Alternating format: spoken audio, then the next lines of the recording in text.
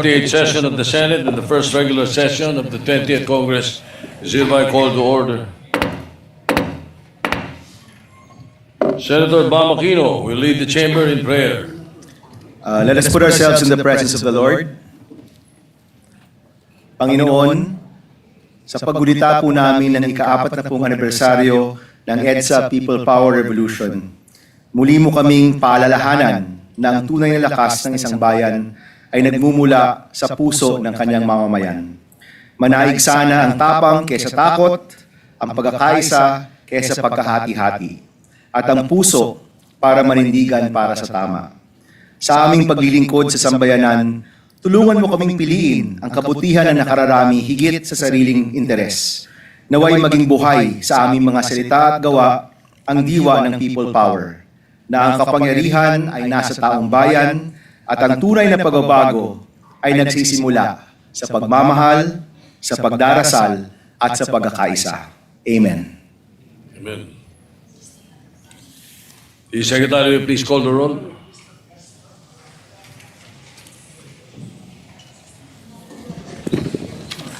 Roll call of members.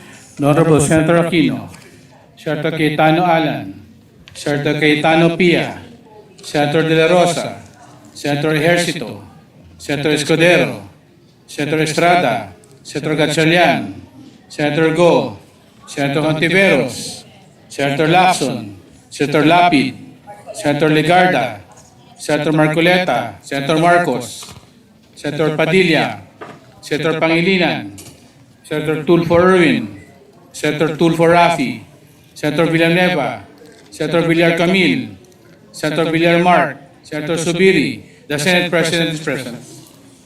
With 18 senators present, the chair declares the presence of a quorum. Majority Leader. Thank you very much, Mr. President. Mr. President, before we start our day today, we would just like to greet a very happy birthday to our distinguished colleague, Senator Risa Ontiveros, Mr. President. We'd like to greet her happy birthday. May I ask for a minute suspension so we can approach her, Mr. President? Session suspended.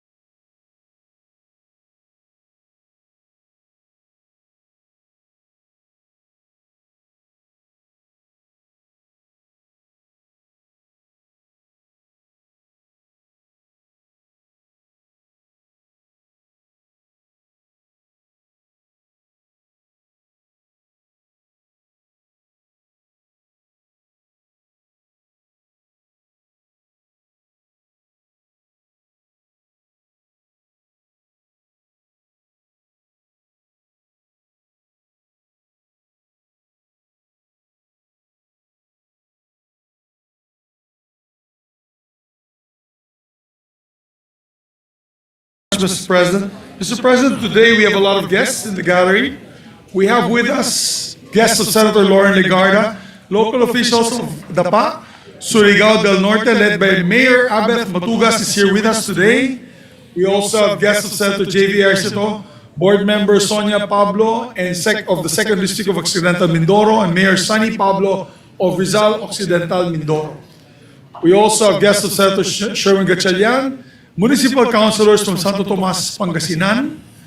We have also guests of the Senate President, Mr. President. Your guests are the Bagong Buhay Masonic Lodge number 17. We also have guests of Senator Kiko Pangilinan, the National Movement of Young Legislators from Isabela are here today. We also have other guests of Senator J.V. Arcito, the Transport Network Vehicle Service, the NVS, headed by Newell Edward Garcia, and the United Transportation Coalition Philippines, headed by Liza Redulla. And we have also the Basit family from Pampanga that are here with us, together with the local officials of the province of Tarlac, led by Vice Mayor Francis Candelario, and guests of Senator Estrada, local officials from Rizal, Mindoro, led by Mayor Ernesto Pablo and Vice Mayor John Paul Lim of Maho, Masbate. And we also have my guest, Mr. President, from Claver, Surigao del Norte, Mayor Georgia Gokiaki, and Vice Mayor Lea Patan, and other barangay officials, Mr. President, are here visiting us from all the way from Surigao del Norte, Claver, Mr. President. And finally, guest of Senator Villanueva, we have here with us His Excellency, Australian Ambassador to the Philippines, Mark Innes Brown, sir, with us today. And Mr. James Lawler, Secretary for the Embassy, Mr. President, the Australian Embassy. Yes, They're here thank with you. us today. Thank you, Majority Leader. I would like to welcome His Excellency Mark Innes Brown, the Australian Ambassador. Thank you for joining us this afternoon together with your officials of the Australian Embassy. And all the other guests that were mentioned by the Majority Leader. Thank you and good Thank you. afternoon to you all. Yes, we're a full house, Mr. President, and we welcome them all to their Senate, Mr. President. Mr. President, I move that we dispense with the reading of the Journal of the 47th Session, Monday, February 23, 2026, and consider the same as approved. Any objection? Chair is none. The journal is approved. Thank you, Mr. President. Mr. President, I move that we proceed with the reference of business. Secretary will proceed with the reference of business. Messages from the House of Representatives. Letter from the House of Representatives informing the Senate that 11 February 2026 passed the following bills in which it requests the concurrence of the Senate. House Bill number 6904, an act granting the Exodus Broadcasting Company Incorporated a franchise to construct, install, establish, operate, and maintain radio and television stations in the Philippines. Deferred to Committee on Public Services. 7301, an act declaring the month of April every year as a Philippine Veterans Month. Referred to Committee on National Defense and Security. 7303, an act declaring December 12 of every year as a Feast of Our Lady of Guadalupe Day. To the Committee on Culture and the Arts. 7304, an act honoring the unsung heroes of electrification by proclaiming the first Monday of August of every year as National Line Workers Appreciation Day. To the Committee on Energy. 7368, an act declaring November 30 of every year as Jesus Reigns National Day of Worship. Referred to Committee on Culture. 7379, an act declaring December 19 of every year as a National Masonic Day. Referred to Committee on Culture. 2671, an act naming the road commencing from Barangay San Juan at Ormoc City Diversion Road, traversing Barangay San Juan, Lao, Naungan, until joins the Naungan Coastal Road in the city of Ormoc, province of Leyte, as the Dr. Dominador Gomez Diversion Road. To the Committee on Public Works. 3002, an act naming the road commencing at Junction Palumpon, Merita, Isabel Ormoc Road in the Barangay Libertad and traversing Barangay Salvacion and Dehagan up to Junction Palo, Cariaga, Ormoc Road in the city of Ormoc, province of Leyte as the Dr. Mayong Rodriguez Avenue. To the Committee on Public Works. 6914, an act renewing for another 25 years the franchise granted to Central Mindanao University under Republic Act number 9044, entitled an act granting the Central Mindanao University a franchise to construct, install, establish, operate, and maintain for education and non-commercial purposes radio and television broadcasting station in Central Mindanao University, Municipality of Maramag, Province of Bukidnon. To the Committee on Public Services. Letter from the House of Representatives informing the Senate on 18 February 2026 passed the following House bills in which it requests the concurrence of the Senate. House Bill number 7565, an act mandating the proper installation and maintenance of overhead electric distribution, communication lines, instructions by all electric distribution, cable, and telecommunication companies for purposes of public safety and good housekeeping. Referred to Committees on Public Services and Public Works. 7639, an act renewing for another 25 years the franchise granted to Visayan Electric Company Incorporated under Republic Number 9339, conveyance of electric power to the end users in the city of Cebu, Mandaue, Talisay, and Naga, in the municipalities of Mingalilla, San Fernando, Consolacion, and Iloilo, Province of Cebu. To the Committee on Public Services. 142, an act declaring February 13 of every year a special non-working holiday in the city of Parañaque, Metro Manila, amending for the purpose of Public Number 11460. 761, an act declaring January 16 every year a special non-working holiday in the municipality of Dapa, Province of Surigao del Norte, in celebration of the feast of its patron saint, the Holy Santo Niño. 762, an act declaring June 17 every year a special non-working holiday in the city of Lapu-Lapu, Province of Cebu, in commemoration of Charter Anniversary. 1510, an act declaring July 15 every year a special non-working holiday in the whole Cordillera region in commemoration of its founding anniversary to be known as Cordillera Day. 1538, an act declaring June 9 of every year a special non-working holiday in the municipality of Rosario, Province of Batangas, in celebration of its founding anniversary. 1539, an act declaring November 11 of every year a special non-working holiday in the municipality of Taysan, Province of Batangas, in celebration of its foundation anniversary.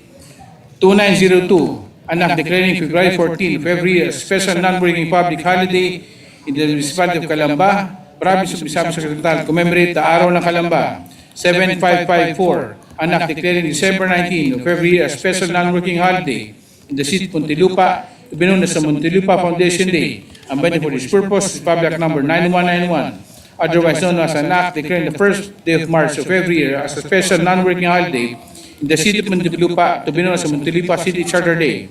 7555, an act declaring September 6 of every year a special non-working holiday in the city of Mendez Tuñez, Province of Cavite, commemorates its founding anniversary. Referred to the Committee on Local Government.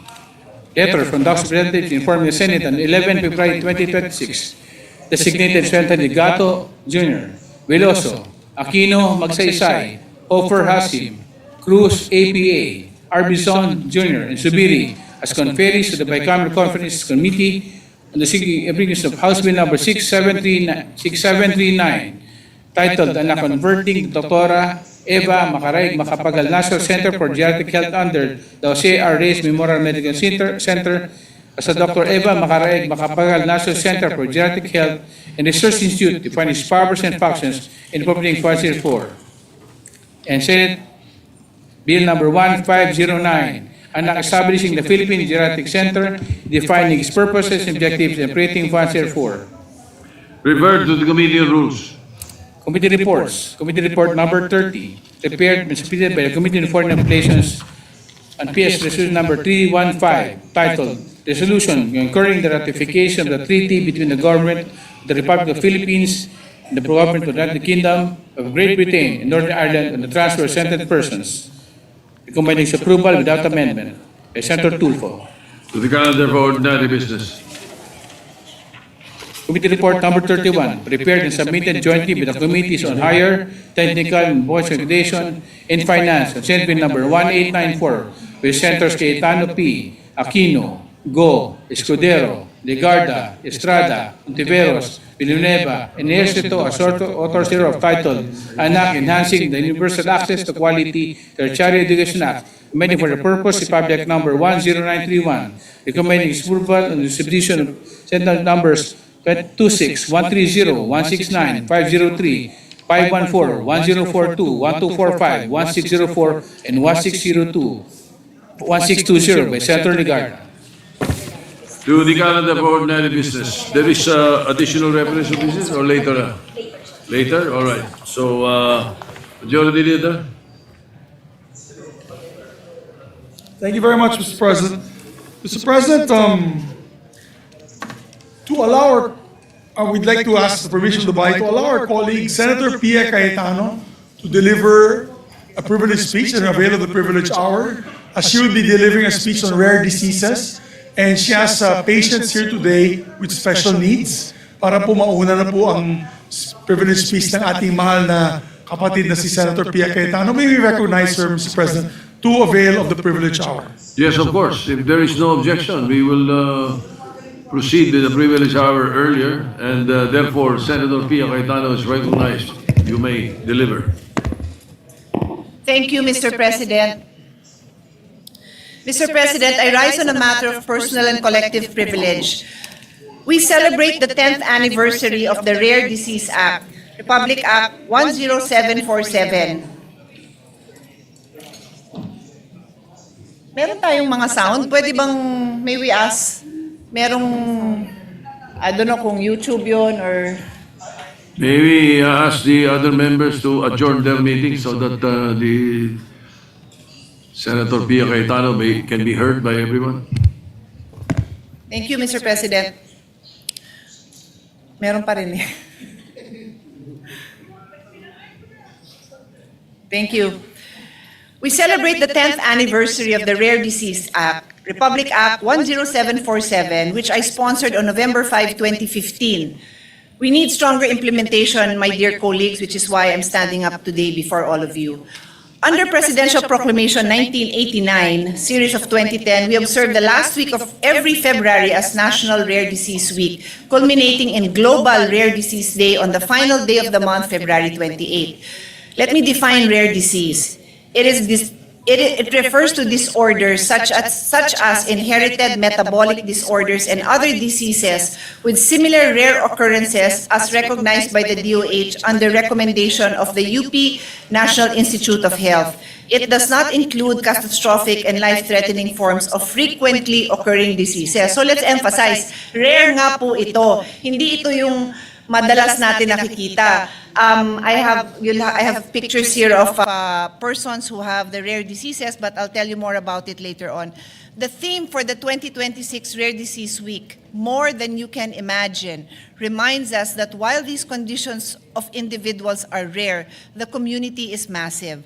Globally, the World Health Organization estimates that over 300 million people worldwide live with approximately 7,000 types of rare diseases. And these are the rare diseases that have been diagnosed. Napakarami po, Mr. President, that are not diagnosed.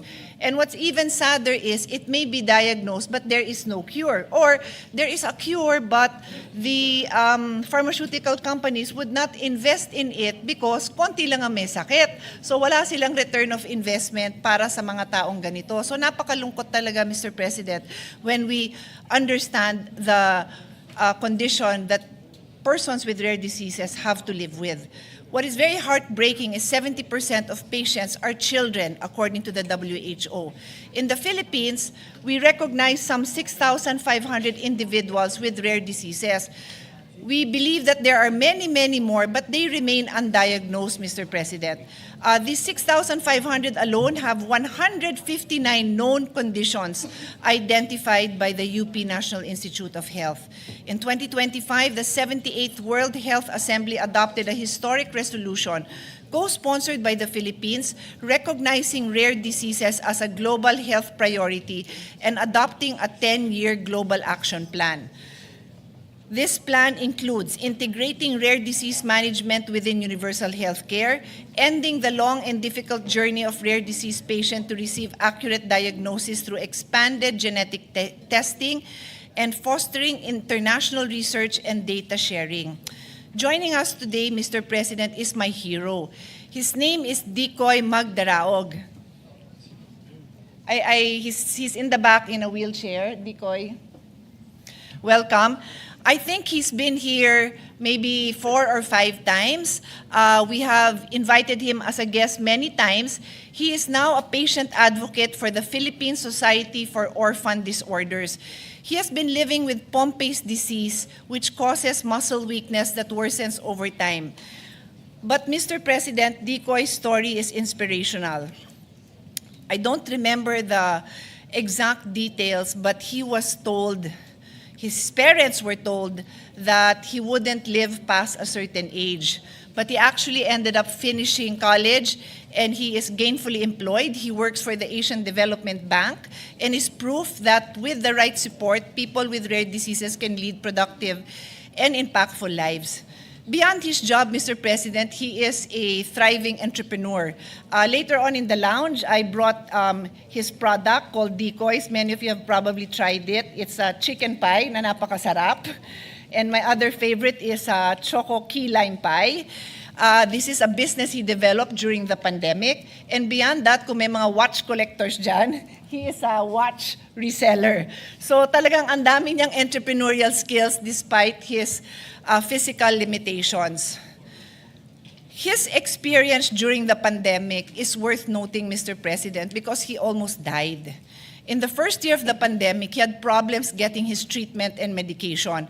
What he normally would receive twice a month, he was only able to get 4 times throughout the year. Missing his regular treatment cost him his ability to use his hands. Naka-wheelchair na nga po siya, he needs assistance to breathe, na wala pa yung kanyang ability to use his hands. Pre-pandemic, he used a motorized wheelchair with a joystick, but after not receiving his treatment regularly, he lost the ability to drive this and now relies on external help. So Decoy is just one of the examples of our heroes who live with rare diseases. His mom was the patient advocate when she first came here with Dr. Menchit Padilla, the specialist who was advocating for the rare disease bill. But I'll go back into a little bit of history. My seatmate is not here, but I'm about to mention her. In 2004, the Senate passed the Newborn Screening Act. Senator Loren was one of the sponsors, and my late father was an incumbent senator then. I mention him because the proponent of the bill, Dr. Menchit Padilla, who was then head of the NIH, was my doctor because I had a baby who in utero was diagnosed with trisomy 13. I was told to see a geneticist when I returned to the Philippines if I wanted to understand the condition of my son, the life expectancy, and so on and so forth. I did not even know that the term rare disease existed, and I didn't know until years later when I was a senator that his condition was actually called a rare disease. At that time, when I met Dr. Menchit Padilla, I was probably 7 months or 8 months pregnant with my son, and we were able to determine, to confirm what I learned in the US, that he had trisomy 13. What that means is, in a normal human being, you have 23 pairs of each chromosome. Sorry, a pair of 23 chromosomes. So that's 23 times 2, 46. My son had 3 of chromosome 13. That's why the condition is called trisomy 13. Tatlo yun. So yung total chromosomes niya is not 46 but 47. And in the case of my son, he was born, he was perceived to be blind and deaf, with a hole in his heart, with tumors in his kidney. He had the 6th finger. I was told he would never walk or talk. Those are the manifested conditions of his rare disease, which I only found out later, as I said, was called a rare disease. So anyway, when I met her, we talked about this bill that was pending in the Senate, and that was the Newborn Screening Act.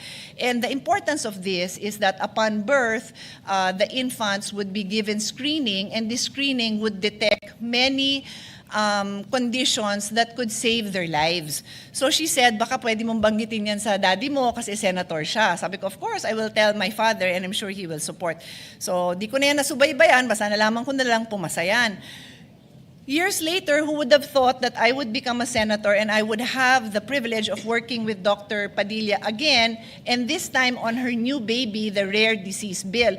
When I was working on it, that's the only time that I Googled and found out that my son's condition was considered a rare disease. So akala nung mga bago kong staff, inspiration nung bill is my son. No, ang inspiration ko was Decoy. Na taon lang na yun din pala ang category ng sakit ng anak ko.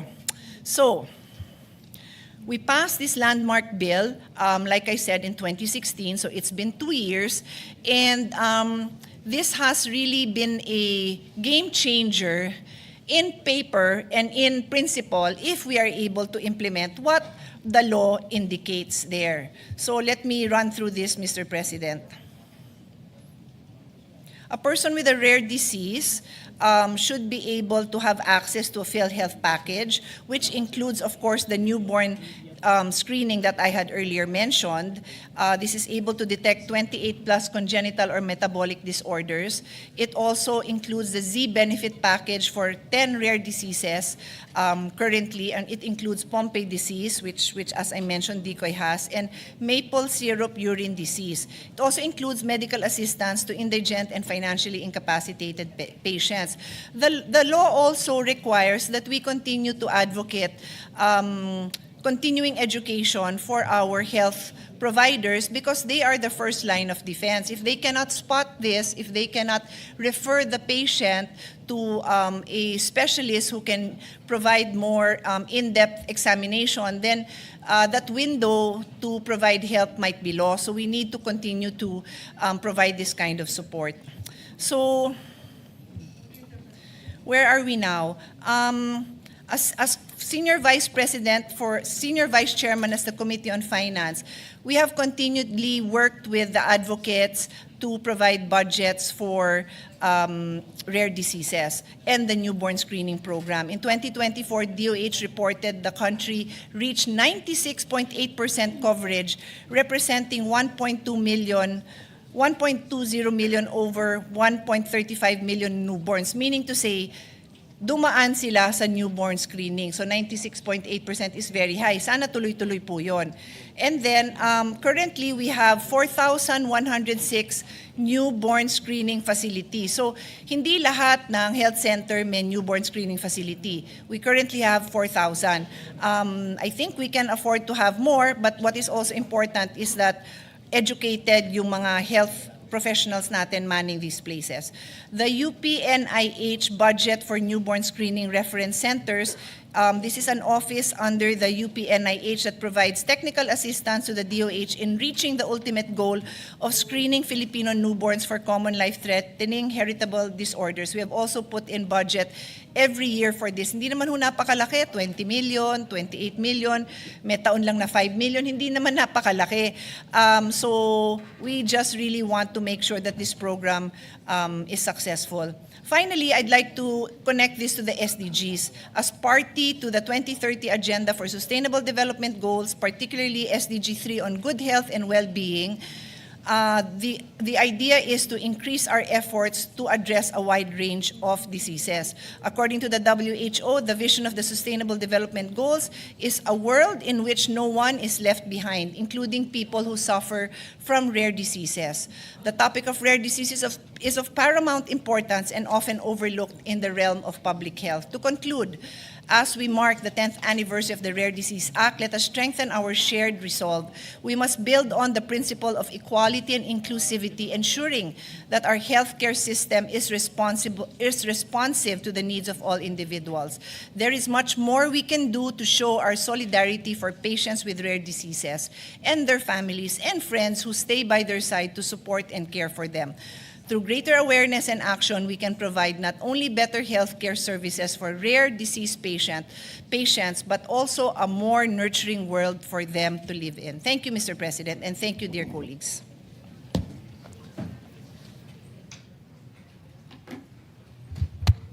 Majority Leader. Thank you very much, Mr. President. We'd like to thank the distinguished lady for a very timely speech, being that today is the anniversary of rare diseases, the day of rare diseases. So we'd like to refer the speech of the Honorable Lady to the Committee on Health and Demography. I so move, Mr. President. So referred to the Committee on Health.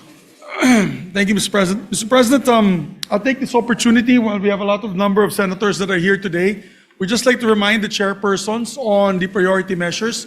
Some of those who were not able to attend the all-members caucus yesterday, maybe I'd just like to put on record here and remind them to please work on the measures of their committee, and then we can tackle it on plenary, Mr. President. Thank you. Mr. President, we'd like to also recognize guests of Senator Ontiveros and Pangilinan.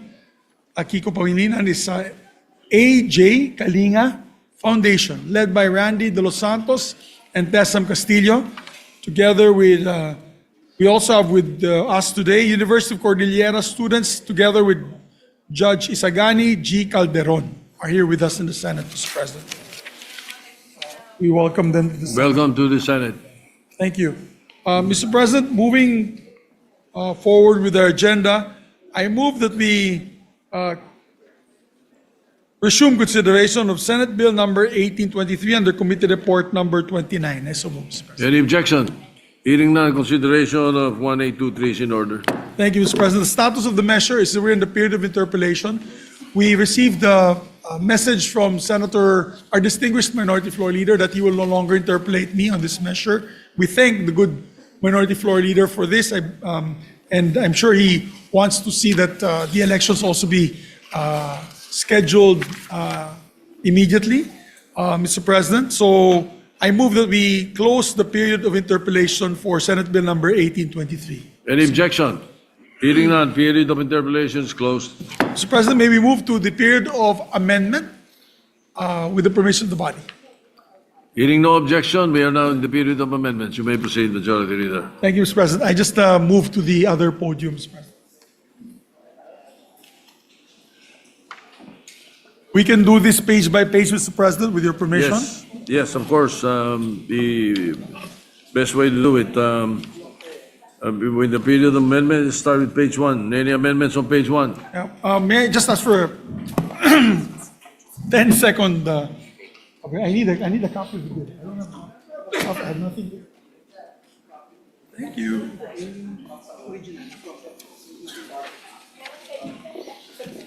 Mr. President, on page 1, on page 1, we propose line 7, we propose amendments on line 7 after the word 2026. May ulterior amendment na po.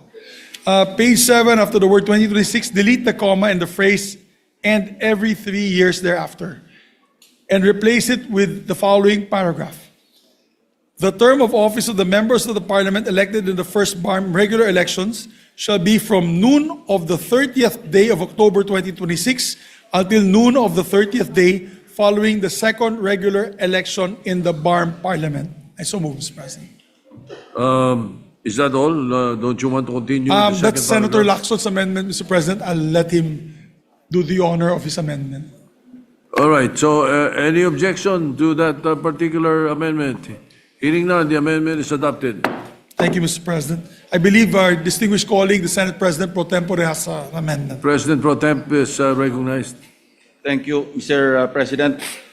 That is exactly my amendment, but I will just complete the whole paragraph or the whole section, Mr. President. Yeah, on the same page, line 8, after the period, insert the following words and phrases to wit. No? The term of office of those elected during this election shall start at noon on the first day of December 2026 and shall end at noon on the 30th day of June 2031, period. Beginning 2031, comma, Amendment pala niya yun. for purposes of synchronizing the Bangsamoro elections with the national and local elections, comma, the regular elections for the Bangsamoro government shall be held on the second Monday of May 2031 and every 3 years thereafter. The whole section as amended will now read as follows, if I may, Mr. President. You will be reading the entire amendment from line 7 or just the proposal that you are mentioning? It's better that I read the whole section 1, Mr. President. Read the entire section 1. All right, go ahead. Then the sponsors listening. Yes, Section 1, Section 13, Article 16 of Republic Act Number 11054, otherwise known as the Organic Law for the Bangsamoro Autonomous Region in Muslim Mindanao, as amended, is hereby amended to read as follows. Section 13.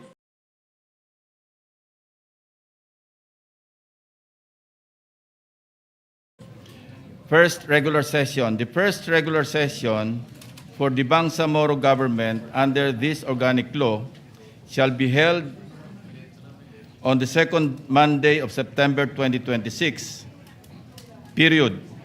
The term of office of those elected during this election shall start at noon on the first day of December 2026 and shall end at noon on the 30th day of June 2031, beginning 2031, comma, for purposes of synchronizing the Bangsamoro elections with the national and local elections, comma, the regular elections for the Bangsamoro government shall be held on the second Monday of May 2031 and every 3 years thereafter, period. What does the sponsor say? That is completely different from May I ask your for a minute amendment. suspension, Mr. President? Yes, session suspended.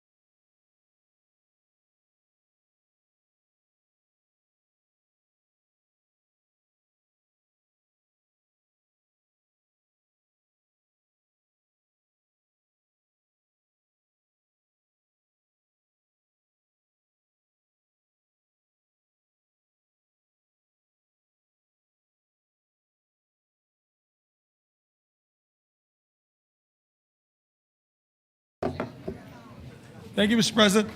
Mr. President, Senator Lacson and I are going to refine our amendments. So with this permission, we agreed that we will withdraw first our amendments on Section 1 and come back to it later once our staff and our two offices have refined the amendments, Mr. President. So, all right. So, do I understand that your motion is to withdraw both amendments? Yes, sir. The ones that we have approved and the one that is marry them pending? both To marry properly. them both, yes. Yes. So, any objection? Hearing none, the amendments are withdrawn. Thank you, Mr. President. Move to suspend temporarily the consideration until we can come up with the wordings on the amendments. Any objection? Hearing none. Consideration of the measure is suspended. Thank you, Mr. President. Mr. President, I move that we proceed with the second reference of business. Additional reference of business,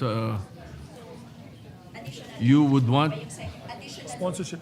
additional first and then the second additional. Yes, sir. All right, you may proceed. The Secretary. Additional reference of business. Bills on first reading. Senate Bill number 1880, an act creating a mandatory position for human resource management officer in local government units, amending for the purpose sections 443, 454, and 463 of Republic Act number 7160 of the Local Government Code of 1991 as amended by Senator Villar M. Referred to committees on local government and civil service. 1881, an act regulating the registration, licensure, and practice of physical therapy and appropriating funds therefore by Senator Villar M. Referred to the committees on civil service and finance. 1882, an act establishing a national youth environmental advocacy and sustainable program and appropriating funds therefore by Senator Villar M. To the committees on youth, environment, and finance. 1883, an act allowing the free use of public places available for art exhibits of local artists by Senator Villar M. To the committees on culture, the arts, and finance. 1884, an act establishing nursery and childcare facilities proximate to public schools, promoting access to affordable childcare facilities for public school teachers by Senator Villar M. To the committees on women, ways and means, and finance. 1885, an act to create the whole month of July of every year as a micro, small, and medium enterprises month in the entire country and appropriating funds therefore by Senator Villar M. To the committees on trade and finance. 1886, an act to establish a grant program to provide vision care to children by Senator Villar M. To the committee on health. 1887, an act mandating all government agencies to post and display national symbols and figures and instill Filipino youth awareness and patriotism by Senator Villar M. To the committees on youth, civil service, and finance. 1888, an act creating an advanced studies development program for exceptional government employees by Senator Villar M. To the committees on higher education, civil service, and finance. 1889, an act granting amnesty in the payment of estate tax by Senator Lacson. Referred to committee on ways and means. 1890, an act amending Republic Act number 11313, in that an act defining gender-based sexual harassment in streets, public spaces, online workspaces, places, education or training institution, providing protective measures, describing penalties for the party purpose of Senator Padilla. Referred to committees on women and justice. 1891, an act institutionalizing and strengthening the National Cybersecurity Interagency Committee created under Executive Order number 95, Series 2019, renaming to National Cybersecurity Council in party purposes by Senator Marcos. To the committees on science and technology, civil service, and finance. 1892, an act extending the prescribed period of offenses under the Violence Against Women and Their Children Act, the crime of rape and the crimes characterized as crimes against chastity under Title 11 of Vice Penal Code, amending for the purpose Section 24, Republic Act number 9262, otherwise known as Anti-Violence Against Women and Children Act of 2004, in Article 90 of the Vice Penal Code as amended by Senator Marcos. Referred to committees on women and justice. 1893, an act exempting the Philippine film and movie industry from the payment of certain taxes, amending for the purpose certain provisions of Republic number 8424, otherwise known as the National Internal Revenue Code of the Philippines, as amended, and RA number 10863, otherwise known as the Customs Modernization Tariff Act, and for other purposes by Senator Marcos. To the committee on ways and means. 1895, an act establishing a private basic education voucher program, repealing sections 2, 3, 4, 4, 3, 5, 6, 7, 1, 2, 1, 4, and 15 of Public Act Number 8545, otherwise known as the Expanded Government Assistance to Students and Teachers in Private Education Act, which amended Public Act Number 6728, appropriating funds for Percent 24R. The Committees on Basic Education, Ways and Means, and Finance. 1896, anak, abolishing the travel tax, Senator Gatchalian. To the Committees on Ways and Means, Tourism, and Finance. 1897, anak, amending the Public Act Number 10591, as amended, otherwise known as the Comprehensive Firearms and Ammunition Regulation Act, by Senator Subiri. Committees on Public Order and Ways and Means. 1898, anak, declaring Rasa Island, located in the municipality of Nara, province of Palawan, a protected area by the category of wildlife sanctuary under National Integrated Protected Area System, to refer to as Rasa Island Wildlife Sanctuary, providing for its management and operating funds for by Senator Subiri. Refer to the Committees on Environment, Ways and Means, and Finance. Resolutions. Resolution number 314, resolution directing the Operation Committee to conduct an inquiry into the legislation and the recent incident of drunk driving and increasing numbers of road-related accidents with any view of reviewing existing laws on road safety by Sir Villar M. The Committee on Public Services. 316, resolution directing the appropriate Senate Committee to conduct inquiry into the legislation and the status of integrated legislation program of the Bureau of Internal Review as amended with Republic Act Number 11976 or the Issue Paying Taxes Act by Senator Gatchalian. The Committee on Ways and Means, and Finance. Committee report.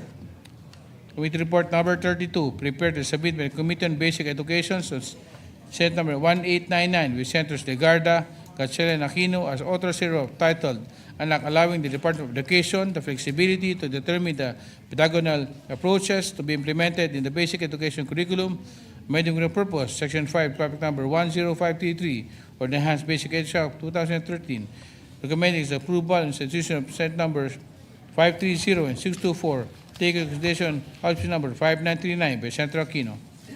To the calendar for ordinary business. There is a second additional reference of business. Committee report, you may proceed. Second District of Business, Committee Report. Committee Report number 33, prepared and submitted jointly by the Committees on Electoral Reforms and People's Participation and Constitutional Amendments and Revision of Codes on Senate Bill number 1901 with Senators Padilla, Lacson, Pangilinan, Tiberos, Aquino, Ejercito, Legarda, and Tulfo E. as authors for titled, "An Act Prohibiting Political Dynasties in National and Local Elective Offices and Party Lists and Providing Penalties Therefore." The company's approval and substitution of Senate Bill number 18, 35, 285, 1548, 1558, 1616, and 1854 by Senator Tiberos. To the calendar for ordinary business. Majority Leader. Thank you very much, Mr. President. Mr. President, I move that we consider or to move to transfer from the calendar of ordinary business to special order Senate Bill number 1901 under Committee Report number 33. I so move. Any objection? Hearing none. Consideration, so transferred.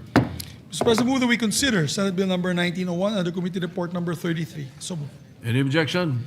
Hearing none. Consideration is in order. May we recognize, we ask the Senate Secretary to read the title. Secretary will read the title of the measure. An Act Prohibiting Political Dynasties in National and Local Elective Offices and Party Lists and Providing Penalties Therefore. Mr. President, may we recognize our distinguished sponsor for the measure, no other than Senator Risa Ontiveros, our birthday girl, Mr. President. Senator Risa Ontiveros is recognized to sponsor the measure. Salamat po, Mr. President. Mr. President, distinguished colleagues, mga kasama, mga kababayan, may mga panahon sa ating trabaho dito sa lehislatura na hindi lang tayo gumagawa ng panukala. Tayo ay tumutugon sa kasaysayan. Tayo ay sumusunod sa atas ng ating saligang batas. The 1987 Constitution declares that the state shall guarantee equal access to opportunities for public service and prohibit political dynasties as may be defined by law. Ito ay malinaw na utos ng saligang batas. The Constitution says it in black letter. The framers, bless their long lives and their stamina in attending our committee hearings, confirm it. And yet, for nearly 40 years, that constitutional command has remained unfulfilled. In the 20th Congress, before the Filipino people, we, dear colleagues, are given the opportunity to decide whether we will give life to that promise. Mr. President, sa araw pong ito, I am honored and deeply humbled to sponsor Committee Report Number 33 in substitution of Senate Bills 18, 35, 285, 1548, 1558, 1616, and 1854, sponsored by Senators Padilla, Lacson, Erwin Tulfo, Pangilinan, Ejercito, Aquino, and Legarda, at ang inyong lingkod. Ito ay produkto ng mga committee hearings natin sa Senado, mga consultations na ginanap sa iba't ibang rehiyon sa Pilipinas, at mga komento at suhestyon ng mga eksperto at karaniwang Pilipino. Nadinig natin ang suporta ng mga estudyante, mga manggagawa, at mga local government officials. At atin ding pinakinggan ang agam-agam ng mga may pagkiling sa dinastiya sa kung anumang dahilan. But let us speak plainly. Political dynasties are not only a political issue, they are an economic issue. Studies by the Ateneo de Manila University, the University of the Philippines, and reputable think tanks have consistently shown a correlation between entrenched dynasties and higher poverty incidence, weaker human development outcomes, and slower local economic growth. Sa mga lugar kung saan umiikot lamang sa iilang pamilya ang kapangyarihan, malimit, mas mataas ang kahirapan. Mas mahina ang mobility, mas limitado ang oportunidad. Why? Because competition disciplines power. Kapag masikip ang pintuan papasok sa politika, masikip din ang daloy ng ideya, reforma, at oportunidad. Walang incentive para maging achiever, maging magaling at masinop na lingkod bayan, kasi nga naman, pasa-pasa lang. The position becomes a birthright and not something to fight for. We must also address corruption. When several members of one family simultaneously hold office across a province, city, or municipality, accountability becomes complicated. Hindi ito pag-aakusang may mali agad. Ngunit aminin man natin o hindi, may structural incentive for mutual protection. Oversight weakens when authority circulates within the same family network. Investigations can become politically fraught. Local institutions may hesitate. Hindi po pwedeng sabihin na mabait naman si governor, wala naman dungis si mayor. Democracy does not depend on personal virtue alone. It depends also on institutional safeguards. We want those institutional safeguards. Dear colleagues, we understand the sensitivity of this measure. Many of us come from families with long traditions of public service. Totoo po, marami sa mga pamilyang nasa politika ay naglilingkod ng marangal at may dangal. This bill is not about attacking families or questioning anyone's long tradition of public service. That tradition itself shows that public service can be honorable. But today is about institutional legacy. Kung hindi natin kikilalanin ang utos ng konstitusyon ngayon, kailan pa? If we truly believe in equal access to public service, then we must create rules that widen access. The bill is not an assault on political families and those who belong in them. What it does is prevent simultaneous concentration of power within the same family in the same sphere of governance. Mr. President, dear colleagues, we acknowledge that people have varying ideas of what a perfect anti-dynasty bill would look like. Some bills were expansive in theory, but impossible to implement. Some extended prohibition so broadly that verification would overwhelm our electoral system. We listened to the Commission on Elections, and the COMELEC has been clear. Enforceability is essential. That is why this bill limits the prohibition to relatives within the second degree of consanguinity or affinity and applies it within defined territorial jurisdictions.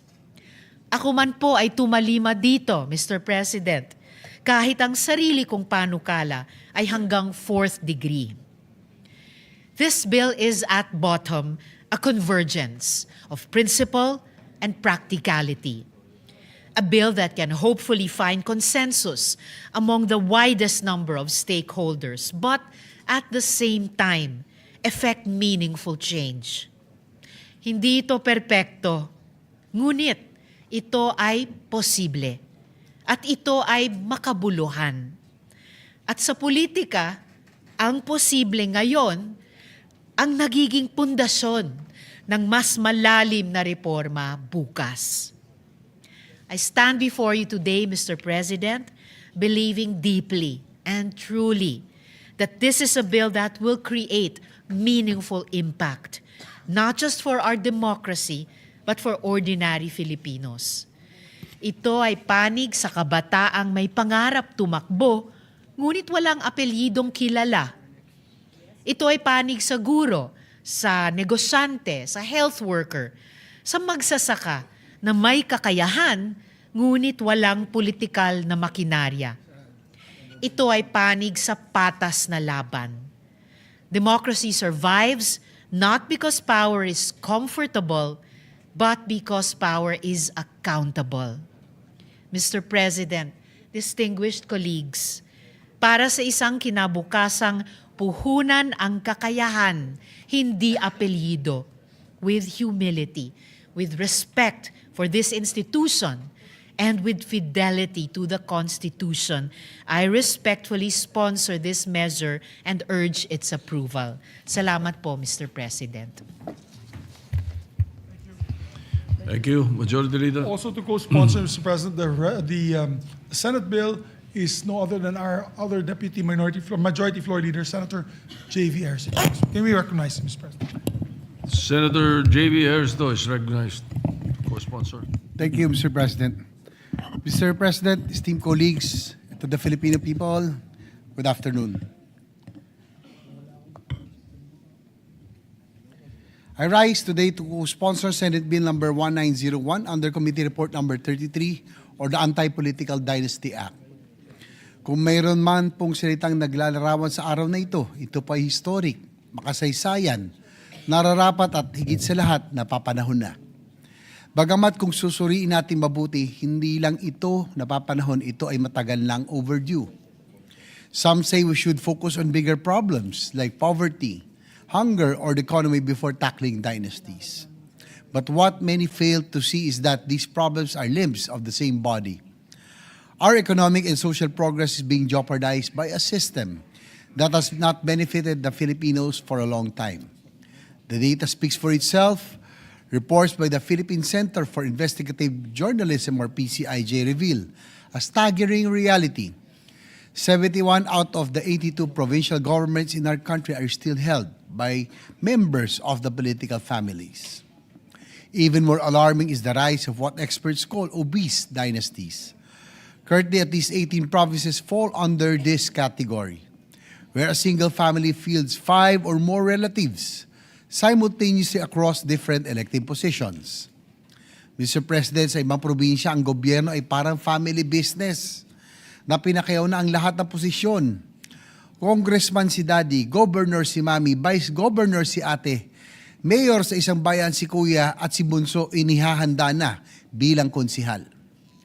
Within the legislative branch, over half of district representatives seeking re-election belong to political dynasties.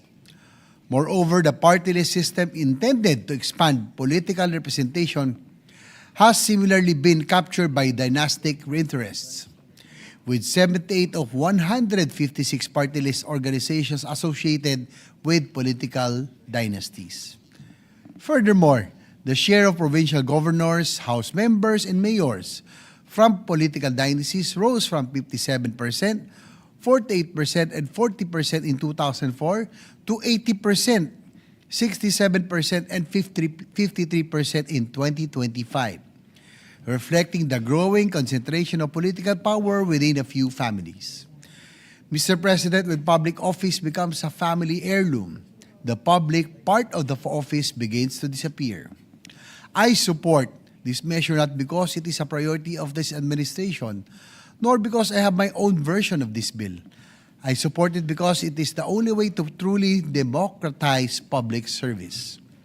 This bill pursues a clear, absolute definition of what a political dynasty is.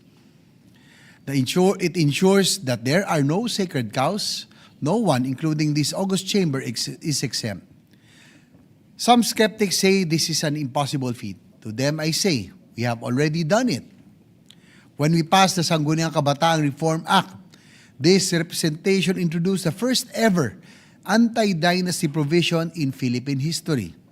We saw how the SK, once a breeding ground for traditional politics and trapo practices, began to change.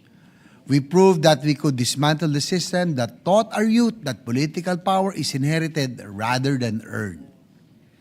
It is worth noting that during that time, chairperson of the Senate Committee on Local Government who championed that reform was none other than then Senator and now President Ferdinand Bongbong Marcos Jr. Kaya naman po, hindi na ako nagulat na kanyang ginawang priority measure ang panukalang batas na ipinagbawal ang mga dinastiya. Mr. President, the time to pass this measure is not next year, not next term, but now. I would like to commend our colleague, Senator Risa Ontiveros, the chairperson on her birthday. Ngayon pong kaarawan niya, siya pa ang may regalo sa mga kababayan natin. There is perhaps no greater gift to the Filipino people than her dedication to this cause. She has listened to the aspirations of our constituents from across the islands, and those dreams are reflected in the bill we sponsor today. We did it with the SK Reform Law. We can do it again, this time on a larger scale, for a better platform and for the sake of our country's future. Power, whether political or economic, should be shared. Mr. President, walang sino mang pamilya ang dapat na magmonopolyo sa kapangyarihan. It is only when we are ready to share our power that we are truly ready to reap the blessings of democracy. Thank you, Mr. President.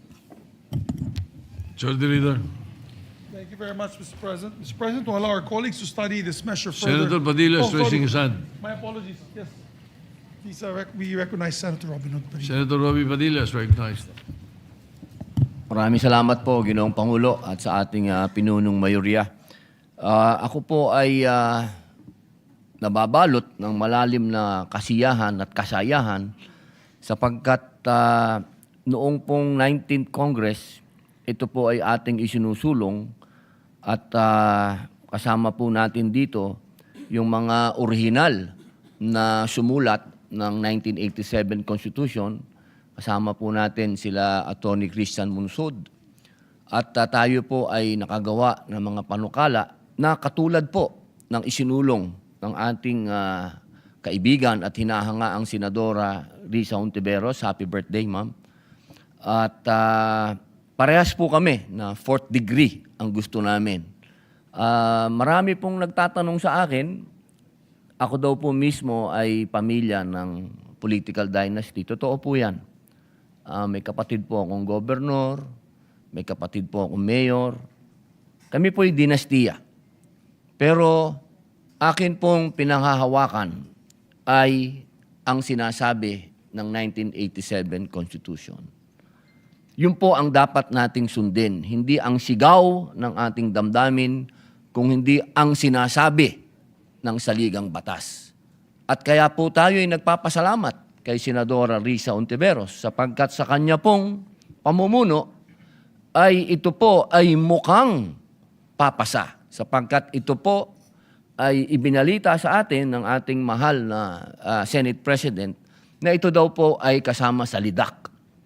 Ibig sabihin ay prioridad ng administrasyon at ng ating plenaryo. Ito po, mga mahal kong kababayan, ibig sabihin binibigyan na po natin ng pag-asa yung mga kababayan natin na mamuno rin. Hindi po pwede na sa ating populasyon na 117 million ay iilang pamilya lamang. Iilan lamang ang sinasabing may talino at galing para mamuno dito sa ating bayan. Ako po'y naniniwala na ito ang hakbang para magkaroon po tayo ng tunay na progreso sa bayan natin. Hindi ko po maipagkakaila, marami po akong mga kaibigan, malalapit sa akin, na meron po silang dinastiya na matitino naman at gumagana naman. Pero mas marami po yung mga dinastiya na masasabi nating pinagsasamantalahan ang ating inang bayan. Kaya po, mga mahal kong kababayan, tulad po ng aking laging sinasabi, ako po ay magiging ehemplo at unang tatalima kapag ito ay naging batas. Kahit na ang ibig sabihin po nito ay ang pagbabako o ng aking mga kamag-anak sa pwesto. Maraming salamat po, Ginoong Pangulo. Majority Leader. Mr. President, thank you very much to distinguished colleague. Also for the record, the following, our colleague Senator Kiko Pangilinan would like to just insert into the records his co-sponsorship speech on Senate Bill number 1901. So, Mr. President. So inserted. Thank you, Mr. President. To allow our colleagues to study the measure further, I move that we suspend consideration of the measure. Any objection? Hearing none, consideration is suspended. Mr. President, I move that we take up the proposed Senate Resolution number 315 under Committee Report number 30. So moved, Mr. President. Any objection? Hearing none, consideration of 315 is in order. This is the ratification between our government and the government of United Kingdom and Great Britain. May we recognize the sponsor of the measure, Mr. President? Senator, before we do that, has it been read already by the Secretary yesterday? Yes. May we just ask the Secretary to be the title of the measure? Yes, I think it's on in the agenda. So the Yes. Secretary will read the title of the measure without prejudice into inserting into the records the text of the said resolution. Treaty between the Government of the Republic of the Philippines and the Government of the United Kingdom of Great Britain in Northern Ireland and the transfer of sentenced persons. Thank you very much, Mr. President. We recognize the sponsor of the measure, the Chairman of the Committee on Foreign Relations, no other than Senator Erwin Tulfo. Senator Erwin Tulfo, Chairman of the Committee on Foreign Relations, is recognized. Mr. President, distinguished colleagues, I rise today to seek the concurrence of the Senate in a vital international agreement, the treaty between the Republic of the Philippines and the United Kingdom of Great Britain and Northern Ireland on the transfer of sentenced persons. Ang karapatang pantao at ang dignidad ng bawat isa ay nanatili, nasa loob man sila o sa labas ng rehas. Sa ilalim po ng ating saligang batas, hindi natatapos ang pagkalinga ng pamahalaan sa isang Pilipino dahil lamang siya ay nakagawa ng pagkakamali sa ibang bansa. The core of this treaty is restorative justice. It is explicitly stated in the treaty that sentenced person shall be treated with respect for their human rights. When a Filipino is imprisoned in a foreign land like the United Kingdom, they face more than just the loss of liberty. Bukod sa rehas, meron ding pader ng wika at distansya mula sa kanyang pamilya. Dobleng pasakit po, Ginoong Pangulo. Ang kasunduang ito ay magpapadali sa epektibong rehabilitasyon ng ating mga kababayan sapagkat sila ay mapapalapit sa kanilang mga pamilya at kaibigan. Makakasama rin nila ang kapwa bilanggo na may kaparehong wika at kultura. Nevertheless, Mr. President, it is not get out of jail free card. It is a transfer of venue where the Filipino will serve his sentence. It will be operationalized through the following mechanism. Number one, mutual consent. The transfer requires the consent of both the Philippines and United Kingdom governments, as well as the written consent of the sentenced person. Dapat po pumayag din po yung mga bilanggo. Halimbawa po yung mga Pilipino na nakakulong po doon na pumayag siyang pabalik po dito. Ewan ko kung papayag po talaga. Number two, sentence continuity. The sentence imposed in the UK will be carried out in the Philippines. We respect the judicial sovereignty of UK while taking over custodial responsibility.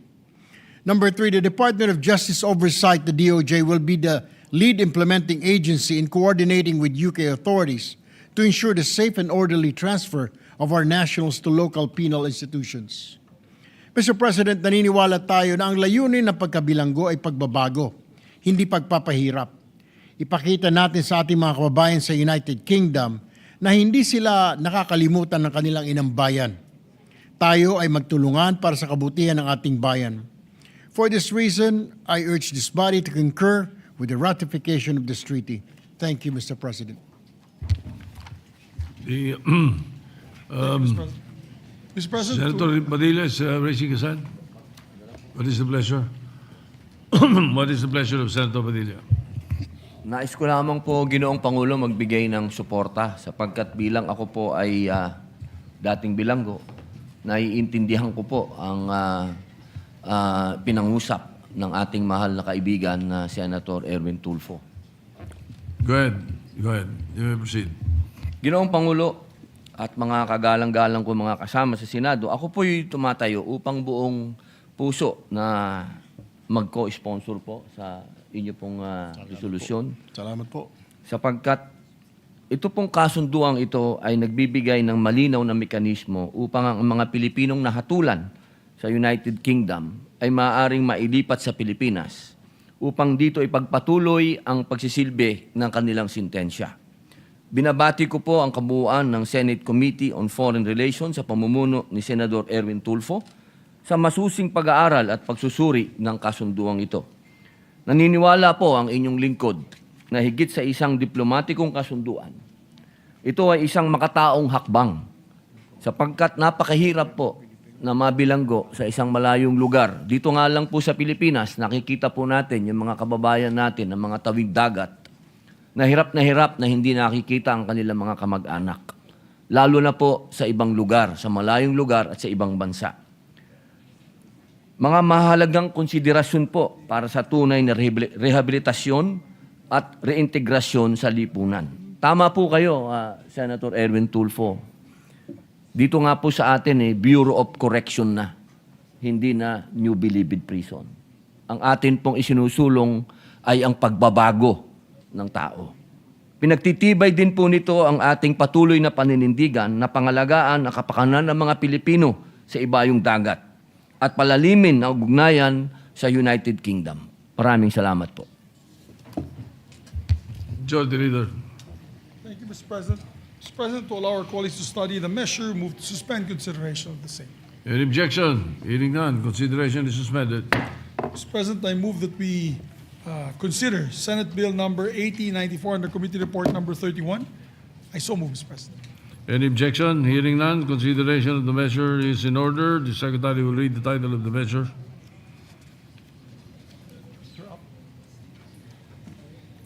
Enacting the Universal Access to Quality Tertiary Education Act, amending for the purpose of Republic number 10931. Mr. President, we recognize the sponsor of the measure, no other than a distinguished colleague, our Tita Ganda of the Senate, Senator Lauren Legarda. Senator Lori Legarda is recognized.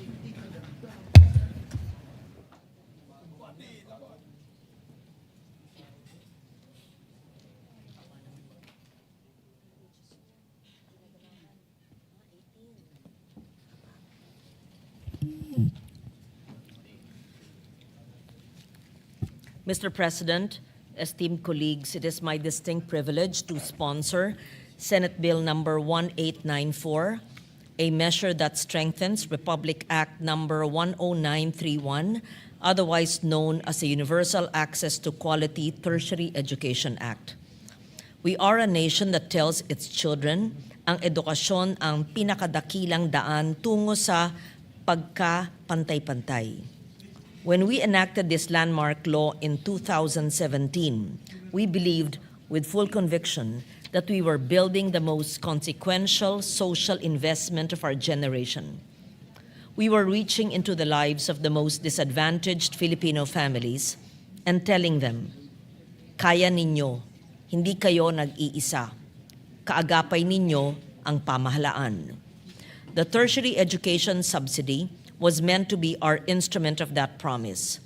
It was designed to prioritize the academically capable children of the poorest of the poor. Children for whom a college degree is not a matter of preference, but a doorway out of poverty and into dignity for their families, for the generations that follow. We meant it then, and we mean it now. Yet meaning something is not the same as delivering it. Our extensive assessments through the Second Congressional Commission on Education, EDCOM2, reveal that the reality on the ground has strayed far from the spirit of the law. In 2018, 74% of TESS grantees came from the 4Ps and listahanan, the poorest households the law was built for. By 2022, that figure had collapsed to just 30%. In contrast, the share of grantees classified as PNSL, those studying in private institutions in areas with no state or local university, rose dramatically from 26% in 2018 to 69% in 2022. This systemic barrier is most evident in the recent graduation data. In 2024, 384,388 students from 4Ps households completed senior high school. These are young Filipinos who, despite poverty, despite every obstacle stacked against them, have done everything right. They stayed in school. They finished. For many of them, graduation alone was already a miracle. Yet out of this number, only 4,746, or 1%, were able to access the tests as first-year college beneficiaries that same year. 1% lamang. And for those fortunate enough to qualify, the subsidy itself has been diminishing. In the program's first year, TESS stood at 60,000 pesos per year. Since then, it has been reduced to as low as 20,000 pesos. For grantees, that means 10,000 pesos per semester. Meanwhile, the cost of living continues to rise. Textbooks, transportation, board, and lodging must still be paid for. And so, one by one, students are pushed out of the very system that was built to keep them in. More than a funding problem, it is also a systemic failure. 10 years after the passage of Republic Act 10687, or the UNIFAS Act, a law I principally authored, its vision remains largely unrealized. The Commission on Audit, in its 2022 annual audit report, documented the institutional failures that compound this human cost. 548 million in overpayments to 3 SUCs, 1.8 billion in delayed TES benefit releases, 13.5 billion in unliquidated fund transfers across 4 CHED regional offices. These are failures of accountability that have direct consequences for our students. Even a cursory look at student feedback on social media reveals the painful inefficiencies in the system. Many do not even learn they are eligible for tests until after the enrollment period is closed, robbed of the chance to make an informed decision about college. And those who dare to enroll, hoping the assistance will come, are left waiting. Pasan nila ang pangamba kung paano maitatawid ang kolehiyo, gayong ang sagot ay nakasulat na sa batas. Mr. President, this is a crisis of equity and implementation, and it demands a united response. I am grateful to be joined in this effort by my fellow EDCOM 2 commissioners, Senator Bam Aquino, the principal sponsor of RA 10931, Senator Joel Villanueva, and Senator Sherwin Gatchalian, alongside the authors of the bills comprising this committee report, Senators Pia Cayetano, Bongo, Chis Escudero, Jinggoy Estrada, Risa Ontiveros, J.V. Ejercito, and Rafi Tulfo. Together with all our esteemed colleagues in this chamber, we are determined to see this through. Our counterparts in the House of Representatives are moving in lockstep with us. Allow me to present the highlights of Senate Bill 1894, through which we will institute the following reforms. First, an ironclad guarantee for the poorest. The bill mandates the secondary education completers from four-piece households shall be guaranteed a test slot, subject only to their successful admission into a CHED or TESDA recognized institution, whether public or private. Yes, this carries a significant funding requirement, but consider what the guarantee transforms. When a child from a four-piece family knows what the government has already secured a place in college for them, that knowledge alone changes everything. They know they have a future, they stay in school, they show up with a purpose so profound that it changes the trajectory of their entire life. Beyond the four-piece guarantee, the remaining test slots will be awarded strictly by per capita household income, ensuring that every peso reaches those who need it most. To institutionalize affirmative action in inclusive education, all SUCs, LUCs, and state-run TVIs will be required to develop concrete admissions criteria for learners from disadvantaged backgrounds, including persons with disabilities, indigenous peoples, and those from geographically isolated and disadvantaged areas. For accurate targeting, a single learner reference code will be adopted from secondary through tertiary education, enabling early identification of every eligible student. And crucially, the government will take a proactive approach by reaching out to potential beneficiaries before financial uncertainty makes the decision for them. Kung patas ang talino, dapat patas din ang pagkakataon. Second, ensuring support that keeps pace with rising costs. Once a student qualifies for tests, the support must arrive on time and in full. The bill mandates an efficient disbursement mechanism that delivers test grants within the term for which they are intended. Amounts will be reviewed and adjusted every 2 years to keep pace with inflation and the true cost of education. Additional support will address the specific barriers faced by disadvantaged learners. And most importantly, once a student is granted tests, that amount may not be reduced. The government's commitment to a student does not waver mid-program. Katiyakan ang kanilang lakas para magpatuloy. Third, seeing every student through to the end. For our nursing and allied health students, the journey to a degree extends far beyond the classroom. Clinical internships and related learning experiences, RLEs, are curriculum requirements. They come at a high cost. This bill expands the definition of covered school fees to include these fees, extends test benefits accordingly for students in private HEIs. These students have come too far to be stopped at the final step.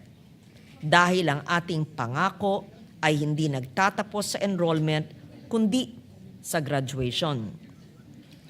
Fourth, public funds demand public accountability. The bill mandates UNIFAST to establish monitoring, validation, and sanction systems to ensure the proper use of TES funds. Institutions will undergo regular quality assessments focused on academic standards, graduate outcomes, and employment rates with mandatory learner support interventions and impact evaluations.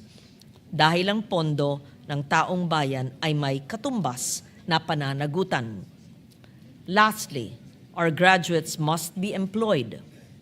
EDCOM 2 shows that the economic advantage of completing college has been shrinking, with the wage premium for a college degree falling from 141.4% in 2010 to 93.7% in 2022. This tells us that sending more students to college is only half the work.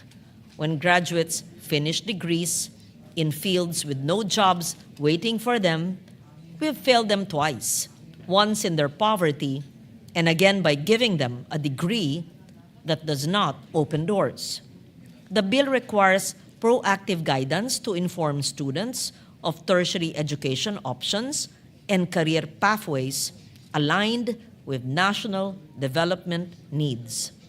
TES grants may be differentiated with higher support for students enrolling in priority programs that translate into real opportunities.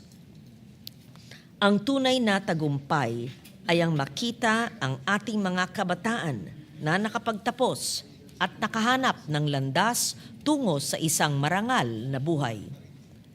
Mr. President, I will speak plainly about what is truly at stake here.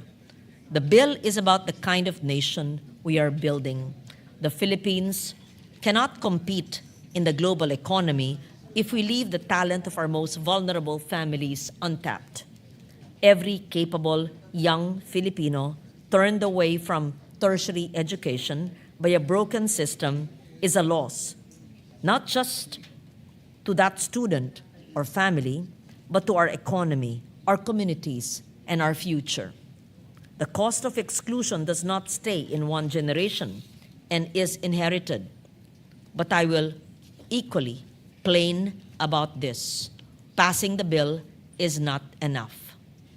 A law without a budget is a promise without meaning. We have seen what happens when we legislate generosity and appropriate scarcity. Our students pay the price. If this chamber is serious about equity, about human capital, about the future of this nation, then we must fund this law fully. The Filipino people are asking us to honor the word we put in our laws. Kung walang pondo, walang pagbabago. At ang katumbas na halaga ng tamang pagpondo sa panukalang ito ay higit na mas mababa sa kabayarang dulot ng kakulangan, hindi lamang sa mga pangarap na naudlot kundi sa kinabukasan ng ating inang bayan. Having said that, Mr. President, I respectfully submit Senate Bill 1894 for the body's consideration and urge the swift passage. Thank you. Majority Leader. Mr. President, before we continue with other colleagues who wish to give their co-sponsorship speeches, let us acknowledge members of the National Movement of Young Legislators from Bohol who are in the gallery right now. Yes, we welcome the young legislators to the Senate this afternoon. Thank you. Yes, Mr. President, next to co-sponsor the measure is Senator Joel Villanueva. I move that he be recognized. Senator Joel Villanueva is recognized. Thank you very much, Mr. President. Thank you to our dear Majority Leader. Ginoong Pangulo, dear colleagues, maganda at mapagpalang hapon po sa ating lahat. I rise to co-sponsor the measure amending the Universal Access to Quality Tertiary Education Act or UWACTEA. As one of the authors of this proposed bill, we would like to put on record our sincerest thanks and gratitude and congratulate our dear Tita Ganda, Senator Lauren Legarda, our fellow EDCOM 2 Commissioner, for her hard work on this very important piece of legislation. We would like to also thank our dear colleagues and friends from EDCOM 2, headed by Carl Yee, who is also here with us today. Mr. President, nearly 10 years ago, we first filed what would eventually become the Free College Tuition Act. Malayo na po yung narating nitong Free College Tuition Act. But we must also admit, Mr. President, na malayo pa rin ang ating tatahakin if we are to achieve truly universal and meaningful access to tertiary education. Data from PSA revealed that as of 2024, nearly 11 million Filipino children and youth are classified as out-of-school children and youth. Of this number, Mr. President, an astounding 68.5% belongs to the 20 to 24 years old age group, and 15.6% from the 15 to 19 years old bracket.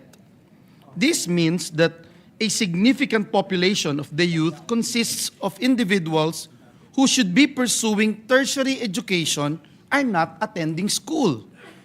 These findings serve as a pressing call to review and strengthen existing education policies to ensure that every student has equitable access to learning opportunities and that no one is left behind. These numbers remind us that access is not just about tuition. It is about completion. It is about persistence. It is about ensuring that economic hardship, geographic limitations, or systemic gaps do not push our youth out of the education system. This particular measure strengthens the Universal Access to Quality Tertiary Education Act by ensuring that free education is not merely nominal, Mr. President, but truly accessible to those who need it most. This measure will, number one, clarify and expand the coverage of school fees to include essential instructional, laboratory, and clinical internship expenses. Number two, institutionalize equity and inclusion in admissions for learners from disadvantaged sectors. Third, enhance the tertiary education subsidy to cover real out-of-pocket costs such as books, transportation, lodging, and licensure requirements. And last but not the least, Mr. President, mandate periodic adjustments to subsidies to keep pace with rising education costs. Mr. President, education remains our nation's greatest equalizer. But for it to truly equalize, it must be accessible, sustainable, and responsive to the realities faced by our students. Thus, Mr. President, we encourage our dear colleagues to support the immediate passage of this measure. Maraming salamat po at pagpalain tayong lahat ng ating Panginoong Diyos. Thank you, Senator Villanueva. Majority Leader. Yes, Mr. President, next to co-sponsor the measure is Senator Pia Cayetano. I move that she be recognized. Is there an objection? Hearing none, Senator Pia Cayetano is recognized.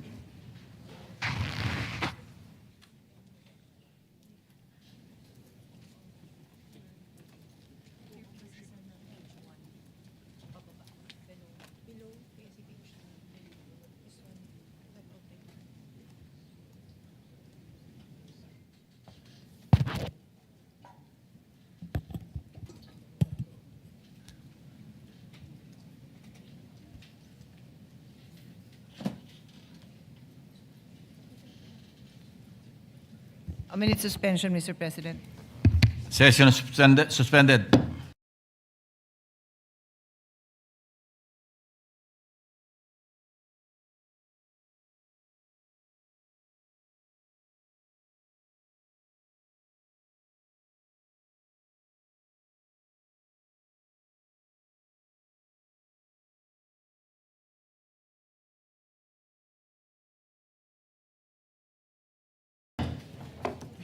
Mr. President, I rise today to co-sponsor Senate Bill number 1894 under Committee Report number 31. This bill seeks to enhance the Universal Access to Quality Tertiary Education Act. When we enacted the Free Higher Education Law, we embraced the principle that every student's access to opportunity should not be limited by their economic circumstances. Education remains the great equalizer, the bridge that transforms potential into achievement and turns aspiration into opportunity. But experience has taught us that free education alone is not enough. For many Filipino families, especially those living at or below the poverty line, in fact, even those in the lower middle class level, the real barriers to completing tertiary education are the indirect and often hidden costs: transportation, daily subsistence, laboratory fees, clinical internships, and related learning experience fees and other school expenses. These costs quietly accumulate and quietly force many students to stop. EDCOM2's report released last January 27 shed light on pressing concerns in Philippine education. In higher education, higher attrition rates in tertiary education stand at a disturbing 39% national dropout rate. Alongside this, there has been a significant reduction in the subsidy for tertiary education among the poorest, from 74.24% in 2018 to just 30.74% in 2022. Mr. President, this representation filed Senate Bill number 26, which was considered in this committee report to strengthen the tertiary education subsidy, ensuring that government support goes beyond tuition and truly addresses the cost of completing a degree. I had the privilege of defending the budget of CHED and all the state universities and colleges for 6 years, Mr. President. When I first defended this budget in 2019, the amount for tests was at 40,000 for students going to studying in state universities and colleges, and it was at 60,000 for those studying in private higher education institutions. The reason for this is those who were enrolled in state universities and colleges did not have to pay the tuition anymore, but those going to private higher education institutions had to pay, and therefore they got a bigger tertiary education subsidy. So 40,000 if you're going to a state university and college, 60,000 if you are going to a private education institution. My thoughts, Mr. President, when I was defending this budget is, wow, we are finally going in the right direction. We are finally truly providing a clear roadmap for our students, the ability for them to go from point A, high school graduate, to point B, college graduate. Then as the years went by, as I said, this representation defended the budget for 6 years. I learned during one of our briefings that the tertiary education subsidy for those going to state universities was cut to 20,000. So instead of receiving 40,000 a year, they receive now 20,000 a year. And for those who were in private institutions, they were also receiving 20,000 a year. So for most higher education institutions, that's already, the private institutions, that 20,000 a year would barely cover the tuition. So those coming from the lower economic bracket would no longer have extra for their transportation, for their baon, their food, for their school supplies, their books, for whatever they need for their labs. So what happens, Mr. President? At that time, I kept on insisting that we need to see the data. And eventually, the data was revealed that there were so many dropouts, Mr. President, because pinaasa mo, in fact, those who received the 60,000, the next after a few years, di pa sila tapos, biglang na-cut to 20,000. Can you imagine that? And the latest that we have is that for private institution, this is now 27,000. So from 60, it went to 20K, and now it's a little bit higher to 27. Mr. President, this has been a very disappointing revelation for me as a senator, for me as the budget sponsor, and as an education advocate.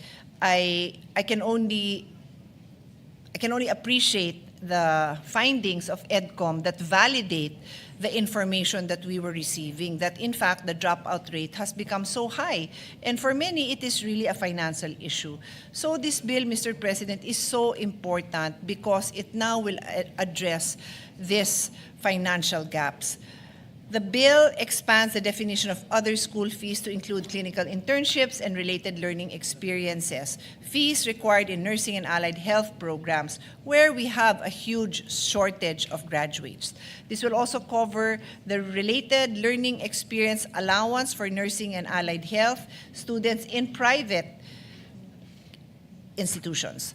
By recognizing the related learning experience and internship fees as legitimate and supportable educational costs, the bill eases the financial burden on students aspiring to serve in our healthcare system. This measure grants automatic test eligibility to graduates of secondary education from the Pantawid Pamilyang Filipino program, otherwise known as 4Ps households, upon admission to recognized higher education institutions or TechVoc institutions, ensuring continuity of government support from basic education to tertiary education. Subject to available funds, remaining test graduates shall be awarded based on household per capita income using the government office poverty assessment system or other verifiable proof of income. This makes the system more targeted, transparent, and equitable. It also ensures continued test support for the prescribed program duration subject to compliance with eligibility requirements. We recognize that not all student journeys are linear. Many working students, breadwinners, and first-generation learners face setbacks beyond their control.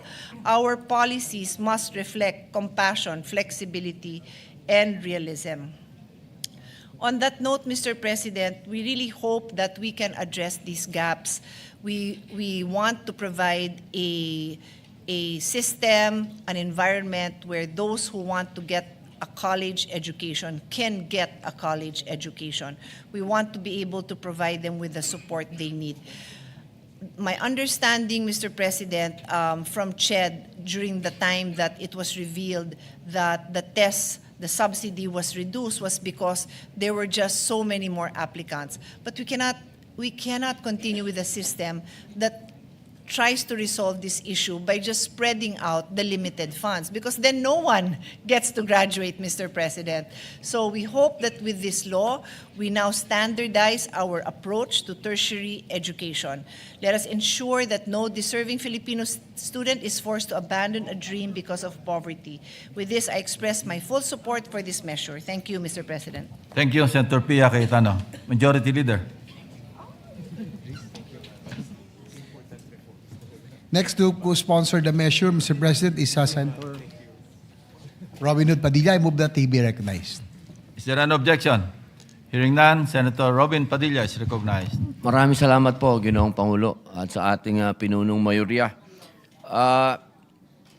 Buong puso po ako na tumatayo upang ipahayag ko po ang aking buong suporta at hiling na maging kapwa may akda at kapwa sponsor ng Senate Bill number 1894 na nagpapalakas sa Universal Access to Quality Tertiary Education Act. Mga mahal kong kasama, malinaw po sa ating saligang batas, sa Artikulo 14, sinasabi po dyan ang mandato sa Estado upang magbigay ng edukasyon. Isipin niyo po, 1987 po yan. Ngayon po ay 2026 na. Sa report po ng EDCOM, ang atin pong edukasyon ay naaantala. Kaya napakahalaga po ng panukala na ito para masigurado po natin yung atin pong mga kabataan ay mabigyan natin po ng suporta upang yung sinasabi po sa saligang batas ay maikasatuparan. Ang edukasyon po ay hindi luho. Hindi ito pribilehiyo ng iilan. Ito ay karapatan ng bawat kabataang Pilipino. Napakaraming kabataan ang may talino, sipag at pangarap. Ngunit kulang ang pagkakataon o walang kakayahang magbayad ng pamasahe, aklat, tirahan at pang-araw-araw na gastusin.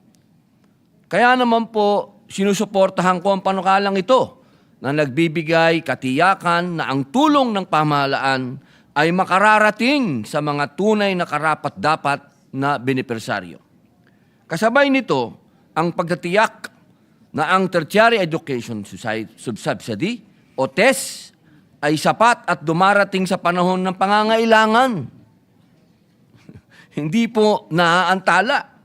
Mahalaga rin na kinikilala ng panukala ang dagdag na gastusin ng ating mga mag-aaral sa health program sa pamamagitan ng pagsama sa clinical internship at related learning experience fees bilang bahagi ng suportang pinansyal.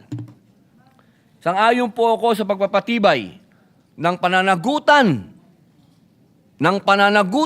sa paggamit ng pondo ng bayan. Ang bawat pisong inalaan para sa edukasyon ay dapat makarating sa estudyante at magbunga ng kaalaman, kasanayan at dangal na magtataguyod sa ating bansa.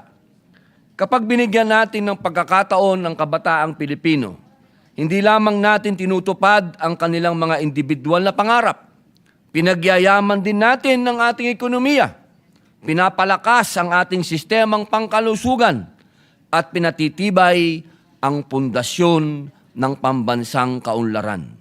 Kaya naman po, aking kinikilala at pinasasalamatan ang sponsor ng panukalang ito, ang ina ng kalikasan sa Senado, Senadora Loren Legarda, sa patuloy niyang pagsusulong ng mga hakbang na nagbibigay pag-asa at direksyon sa kabataan.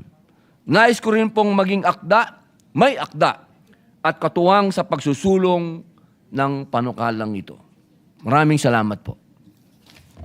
Thank you, Senator Padilla. Majority Leader. Yes, Mr. President, next to co-sponsor the measure is Senator Risa Ontiveros. I move that she be recognized. Is there an objection? Senator Risa Ontiveros is recognized.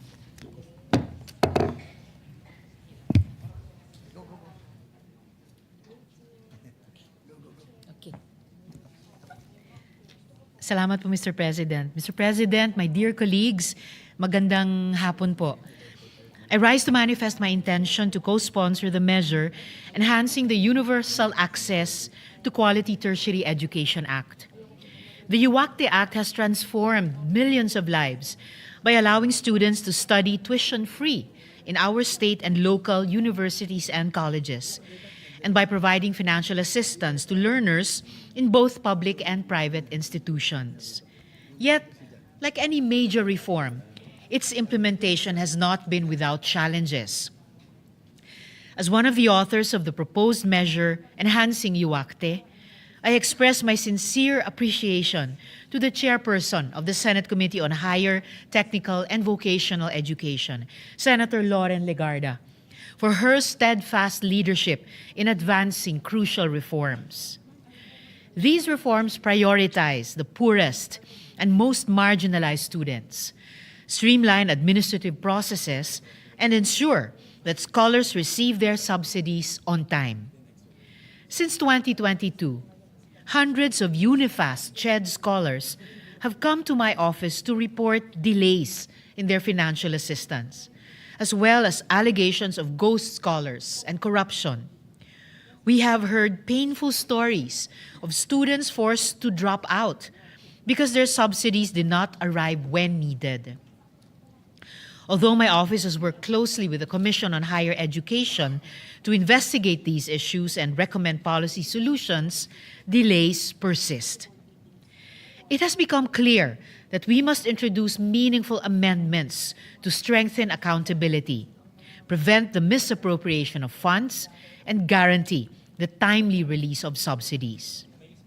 We must also institutionalize a grievance mechanism that protects students from retaliation and ensures the full funding of the Universal Access to Quality Tertiary Education program.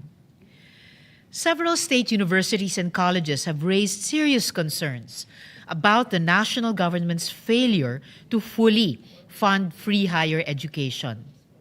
This shortfall has strained their operations and in some cases forced them to reduce new enrollees. I hope the good sponsor will agree that we must secure full funding and continue investing in our youth. Access to education is a fundamental right, and it is within the spirit of this law to ensure that every Filipino has a fair opportunity to pursue higher education.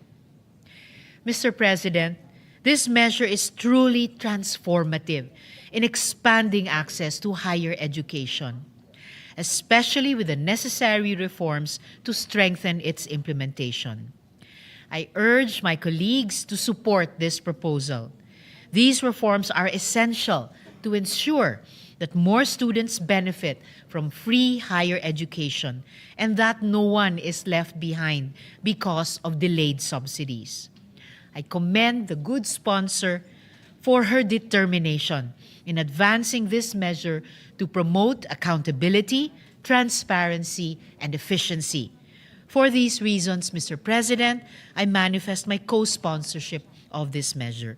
Marami pong salamat. Thank you, Senator Risa Ontiveros, Majority Leader.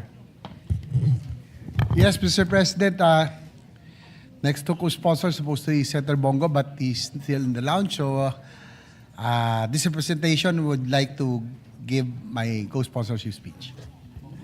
Senator J.B. Herceto is recognized.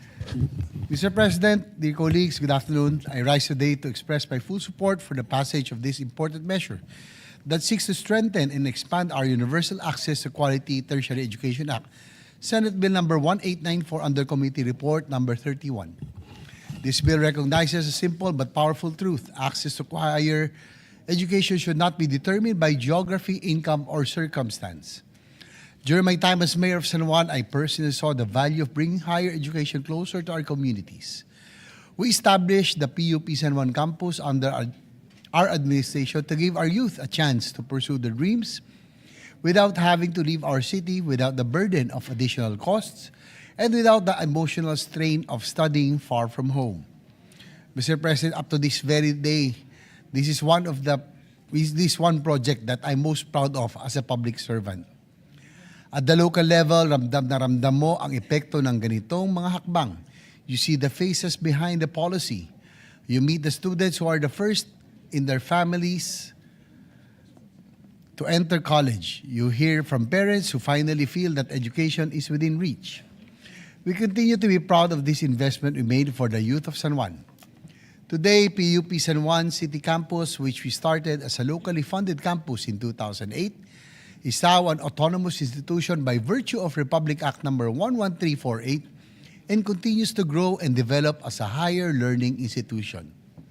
But while access to higher education institutions can be created and sustained locally for LGUs that have the financial capacity, tulad ng ginawa natin sa San Juan during our time, sustaining quality education requires strong national support, infrastructure, faculty development, student assistance, and long-term funding mechanisms cannot rest on local governments alone. Achieving meaningful progress in this endeavor requires a strong and committed partnership between national policymaking and effective local implementation. This is why this measure is both timely and necessary. We commend the Chair of the Committee on Higher Education along with our fellow education champions in this chamber for strengthening this measure and making it truly inclusive by broadening the definition of learners from disadvantaged backgrounds. This expansion now recognizes those who face systematic barriers brought about by socioeconomic status, background, disability, and other personal circumstances. Ngayon, sinisiguro po ng panukalang ito na mas maraming kabataan mabibigyan ng oportunidad upang makamit ang kanilang mga pangarap. Sa pamamagitan ng panukalang batas na ito, higit pang palalawakin ang saklaw ng Tertiary Education Subsidy o TES Allowance. Layunin na tintiyakin na ang mga estudyante ay makapag-focus sa kanilang pag-aaral at hindi mabahala sa paghahanap ng pondo para sa iba pang gastusin na dapat sana'y hindi hadlang sa kanilang edukasyon. By strengthening the tertiary education subsidy and refining its target and delivery, we ensure that assistance reaches those who need it most, including learners from disadvantaged backgrounds and underserved areas. In closing, Mr. President, this measure is more than reforming and enhancing our education system. It is an investment in the dreams and dignity of our young people. Kung tunay nating hangad na gawing mas pantay ang laban ng kabataan Pilipino sa mga hamon ng buhay, nararapat lamang na tiyakin natin na ang akses sa dekalidad na edukasyon ay hindi pribileyo kundi karapatan, bukas sa lahat, at may sapat na suporta at matatag na pamumuhunan para mula sa pamahalaan. I therefore express my full support for the passage of this measure para po sa ating kabataan, para sa kinabukasan at para sa bayan. Maraming salamat po. Thank you, Senator JB. Majority Leader. Yes, Mr. President, next to co-sponsor the measure is Senator Bongo. I move that he be recognized. Is there any objection? Hearing none, Senator Bongo is recognized. Mr. President, I rise today to express my full support and to co-sponsor Senate Bill 1894, a measure that seeks to amend Republic Act number 10931 or the Universal Access to Quality Tertiary Education Act. As one of the authors, the core intention of this bill is very clear to ensure that the tertiary education subsidy or TES allocation is granted to those students who are truly in need. Simula po nang nalagdaan po ito ni former President Rodrigo Duterte, ang Republic Act number 10931, noong 2017, naging libre po ang tuition sa ating mga state universities and colleges. Naging malaking hakbang ito tungo sa pantay na oportunidad at mas magandang kinabukasan para sa kabataang Pilipino. Milyon-milyong kabataan na po ang nag-benefit mula rito at inaasahan natin na mas marami pang matutulungan by expanding the capacity of schools. Ito po yung nag-file rin po ako ng bill na expanded free tertiary education. The passage of this law was not easy, Mr. President. Ito po yung 17th Congress. We thank the champions of this measure in the 17th Congress who made it possible, no? Including principal sponsor, Senator Bam Aquino, at mga miyembro po ng 17th Congress. Karamihan ay nandito naman po ngayon, including SP Soto, Senator Lacson, Senator Loren Legarda, Senator Mig Subiri. Salamat po sa pagpasa nito noong 17th Congress. But hindi po naging madali ang pagpasa ng batas na ito. During cabinet deliberations, there were concerns from economic managers about its fiscal impact. But we stood firm in our belief that free education is an investment in our nation's future. Balikan ko lang po, sana wala akong nakaligtaan, including Senator Risa, member din po ng 17th Congress, Senator JB Ejercito, at marami pang iba na kasamahan natin ngayon sa 20th Congress. Itong batas na ito, muntik na po itong nabito. Parati naman pong kumukontra yung mga finance managers tuwing may karagdagang gastos po ang gobyerno. Pero bilang Special Assistant to the President noon, pinaglaban natin ito at kinausap natin si Chairman Popoy de Vera na wag naman sana. Kasi meron nga pong free tuition or mga scholarships sa Davao noon na isang syudad, mas lalong importante yan sa buong Pilipinas. So pinaglaban natin, I urge CHED to defend the measure and explain its importance. In the end, nanaig po yung ating pakipaglaban. We are grateful to former President Duterte for signing into law and making free college education a reality. Si Senator, si Senator Joel Villanueva, isa rin po sa nakipaglaban ito.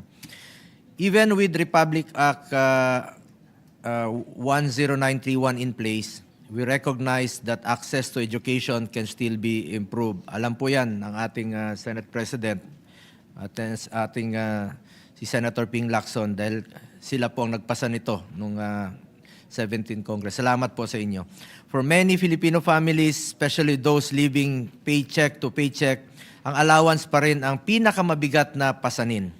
By strengthening the targeting and prioritization mechanism of tests, this measure ensures that government resources go to the right beneficiaries, the indigent, the marginalized, and the financially struggling students who would otherwise be forced to stop schooling. Under the bill, indigent students shall automatically qualify as test beneficiaries upon admission to any higher education institution. Hindi kailangang sa public na kolehiyo, pwede rin po ito sa private higher education institutions, lalo na kung wala namang available na pampublikong kolehiyo sa kanilang lugar. Malaking tulong po ito. The more we should invest sa ating education. Marami pong mga kabataan na gustong mag-aral, mga matatalinong mga Pilipino na wala pong pang-aral pero gustong-gusto pong mag-aral. This bill is important because it strengthens transparency and accountability. We want to make sure that there will be no palakasan system, walang padrino, walang koneksyon, walang impluensya. Ang tamang basihan ay pangangailangan at malinaw na criteria. Education assistance should never depend on who you know, it should depend on how much you need.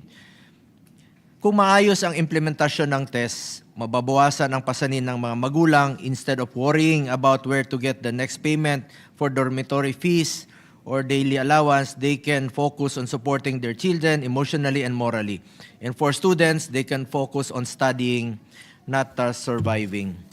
At nagpapasalamat po ako bilang chairman ng Committee on Youth. Pangunahing advokasya po natin ang pagpapaigting ng suporta para sa edukasyon. Naniniwala po ako kung sapat ang suporta sa edukasyon, makakamit ng mga kabataang Pilipino ang magandang kinabukasan. Together, we must move to achieve a more inclusive, equitable, and responsive tertiary education system. Ito po yung expanded free tertiary education bill. O sana maisabatas na rin po ito with the support po ng mga kasamahan natin ngayon, Senator Robin Padilla, Senator Amy Marcos, Senator Marcoleta. Sana po maisabatas natin ito. And Senator Loren Legarda. For these reasons, I manifest my strong support and co-sponsorship of this measure. Sana po maipasa natin ito sa lalong madaling panahon at malaking tulong po ito sa ating mga estudyante. Thank you po, Mr. President.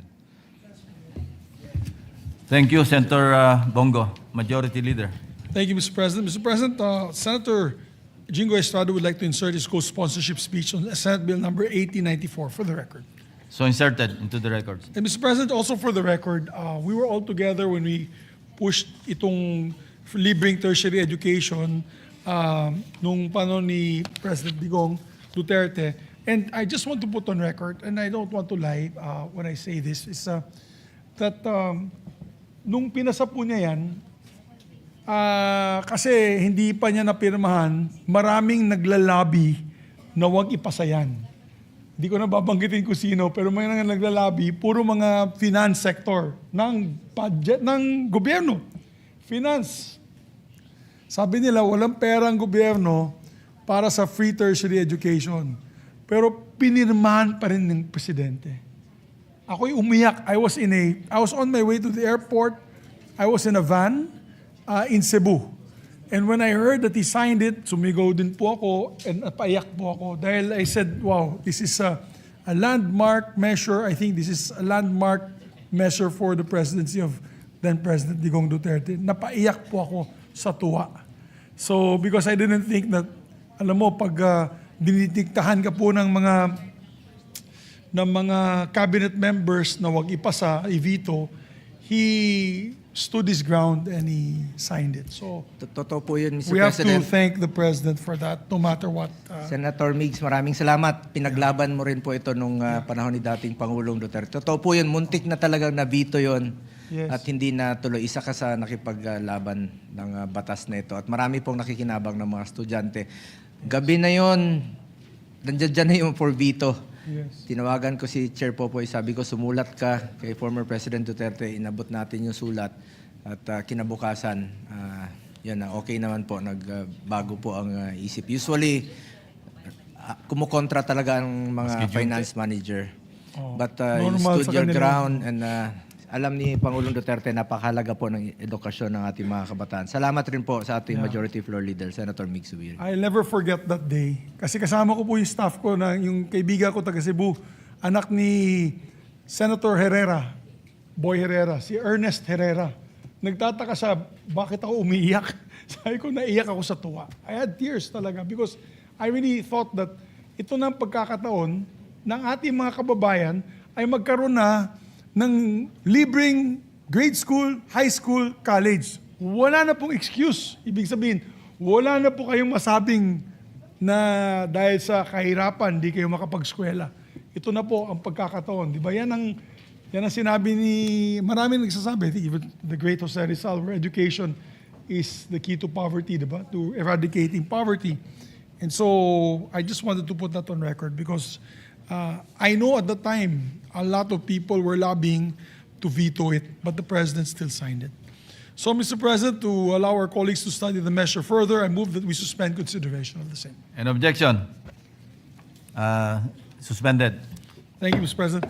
Mr. President, just with the permission of Senator Marcoleta, I told him we'll just take 1 minute to amend already Senate Bill number 1823. I move that we consider Senate Bill number 1823. An objection? Approved. Thank you very much, Mr. President. Mr. President, we're in the period of amendments.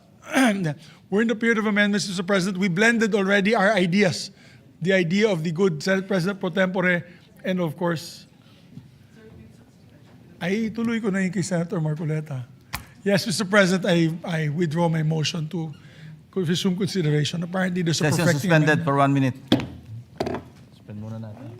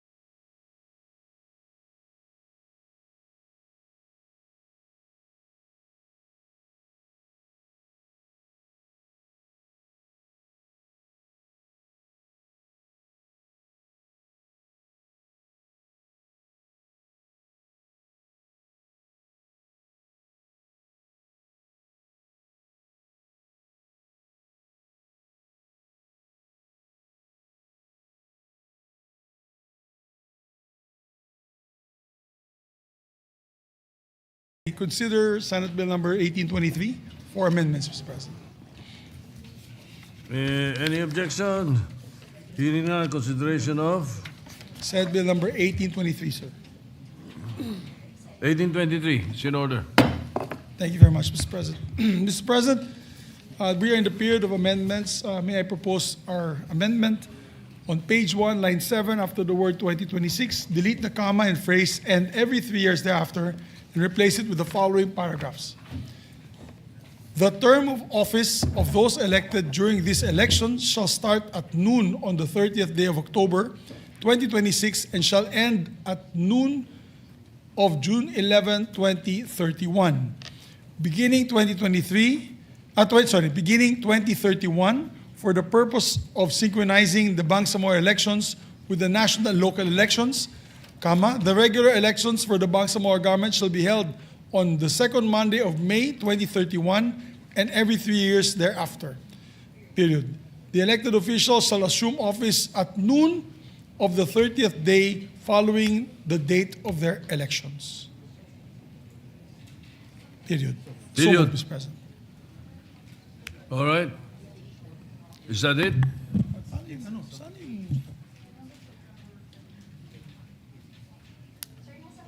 May I ask for a minute suspension, Mr. President? Session suspended.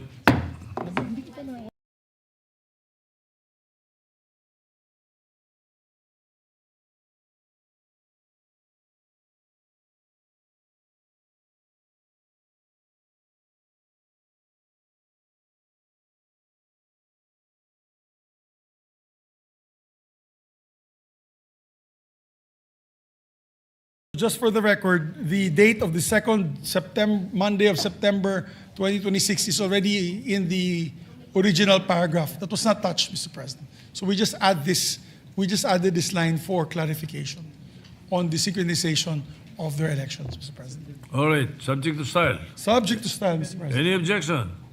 Hearing none. Amendments approved. The second amendment, Mr. President, on page 2, lines 13 to 15, delete the entire section 5 and renumber the succeeding sections accordingly. So move, Mr. President. Any objection? Hearing none. Approved. That's it? Yes, sir.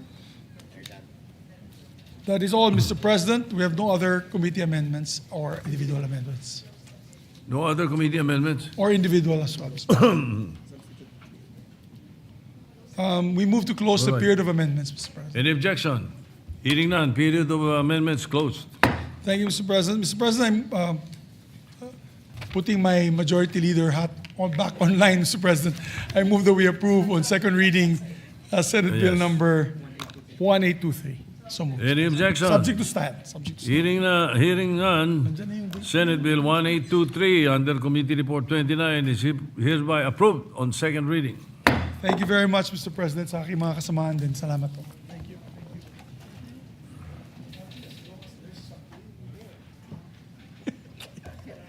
Thank you, Mr. President. Mr. President, I move that we consider, where's my list so I know the exact. Yes, I move that we consider, Mr. President, proposed Senate Resolution number 307. I so move, Mr. President. Any objection? Hearing none. Proposed Senate Resolution 307 is considered.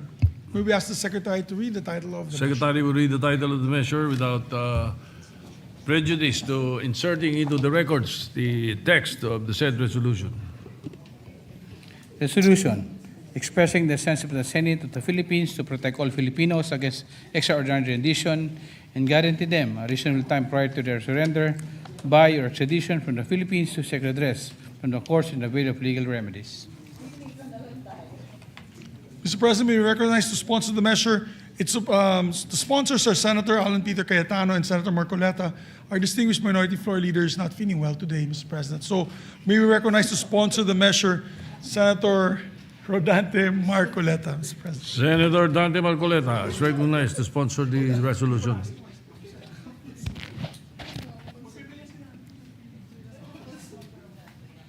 Maraming salamat, Mr. President. Mr. President, distinguished colleagues, I rise today to sponsor the proposed Senate Resolution number 307, expressing the sense of the Senate to protect all Filipinos against extraordinary rendition and guarantee them a reasonable time prior to their surrender or by extradition from the Philippines to seek redress from the courts and avail of legal remedies. At its core, the resolution reaffirms what our Constitution already commands, that sovereignty and due process must never be subordinated to expediency, pressure, convenience, more so political machinations. The rule of law must remain the bedrock of any functioning democracy. As the esteemed political philosopher John Adams once said, a republic is a government of laws, not of men. As is stated in the resolution, the 1987 Constitution guarantees that in all criminal prosecutions, an accused shall be presumed innocent until the contrary is proved, and that no person shall be deprived of life, liberty, or property without due process of law. Due process is not a matter of administrative grace, nor can it be reduced to a timetable dictated by urgency, pressure, or political climate. It is a fundamental restraint on power. It affirms that the Philippines, while a responsible member of the international community, remains first and foremost a sovereign state, governed by its constitution. But these principles remain mere words and aspirations, Mr. President, if the authorities in charge, especially in the executive, are the very ones to abandon these fundamental doctrines. Ang tunay na tanong dito, Mr. President, ay simple ngunit mahalaga. May karapatan ba ang bawat Pilipino sa sapat na panahon upang ipagtanggol ang kanilang sarili sa hukuman? Because once surrender is executed, the opportunity for meaningful judicial intervention may become illusory. Courts cannot protect rights retroactively after the person is already beyond reach. Ang hinihingi lang naman natin, Mr. President, ay makatarungan at makatwiran, sapat na panahon upang makalapit sa hukuman at sapat na pagkakataon upang maipagtanggol ang sarili. This is not obstruction, Mr. President. This is not delay for delay's sake. This is the minimum requirement of constitutional fairness. Justice to be legitimate must be both firm and fair. And fairness demands that before the irreversible act of surrender, the Filipino citizen, any Filipino citizen, be allowed to invoke the protection of Philippine courts. This is not a defiance of international law, Mr. President. This is fidelity to the Constitution. Mr. President, the issue before us transcends personalities. It is not solely about former President Rodrigo Duterte, nor is it limited to the present controversy involving the International Criminal Court. What is truly at stake is the enduring protection of every Filipino, his constitutional rights whenever the tentacles of international prosecution touch our domestic sovereignty. This resolution does not obstruct justice. It does not shield wrongdoing.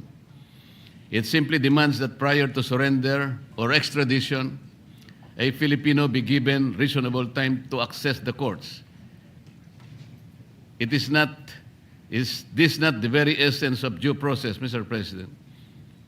Even under our extradition laws involving bilateral treaties, we do not simply hand over individuals overnight. There are hearings, there are remedies, there is judicial scrutiny.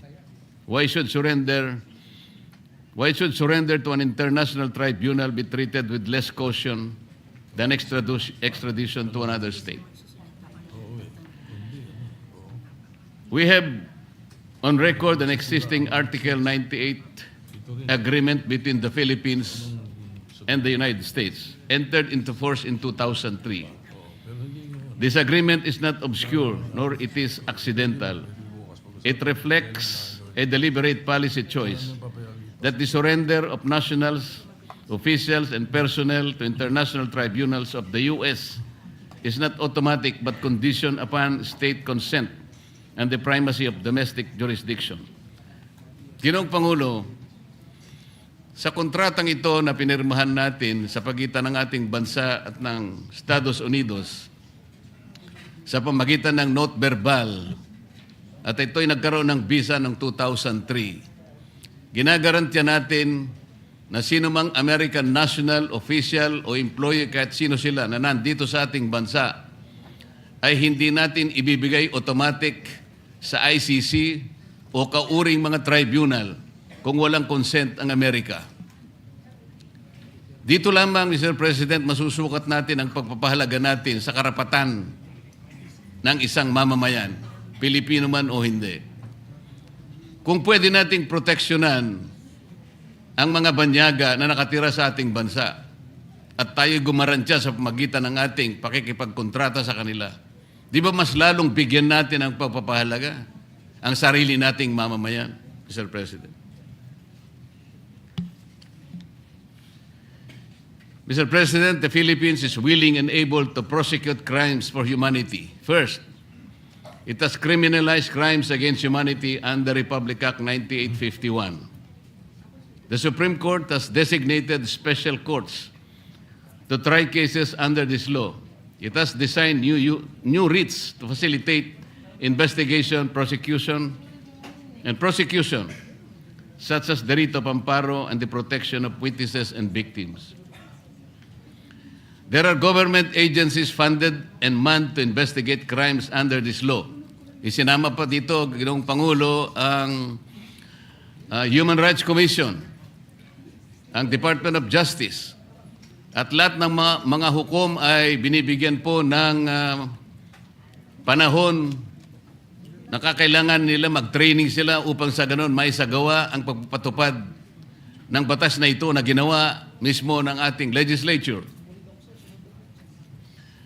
Our willingness and preparedness to prosecute crimes against humanity was recently expressed by the Philippine Permanent Mission to the United Nations in its commentary dated April 12, 2023 on the revision of the definition of crimes against humanity. Mr. President, our government reiterated that under our law, our national law, the Philippines shall exercise jurisdiction over persons, whether military or civilian, suspected or accused, or other crimes against humanity, regardless of where the crime is committed, provided any of the following conditions is met. The accused is our citizen. The accused, regardless of citizenship or residence, is present in the Philippines, and the accused has committed the said crime against a Filipino citizen. Our government also agreed to competent authorities that each competent authority shall proceed to investigate whenever there is reasonable ground to believe that acts constituting crimes against humanity have been committed in any territory under its jurisdiction. This is a clear assertion of the principle of complementarity that should rule out an extraordinary rendition of a Filipino citizen to the ICC. Mr. President, let me emphasize that our law, Republic Act 9851, acquires primary jurisdiction to crimes against humanity. Preparado po tayo. The last time I checked, the Supreme Court has not made any declaration that it is unwilling, or it is incapable, or it is unable to hear cases within our country. As a matter of fact, the law is prepared. And all the instrumentalities and agencies concerned in the prosecution and litigation of cases against humanity and similar crimes, preparado po ang ating bansa, ang ating korte, even our prosecutor services, preparado. Sa makatwid, the primary jurisdiction rests in our country. Complementarity will only come in kung wala na po tayong kakayahan.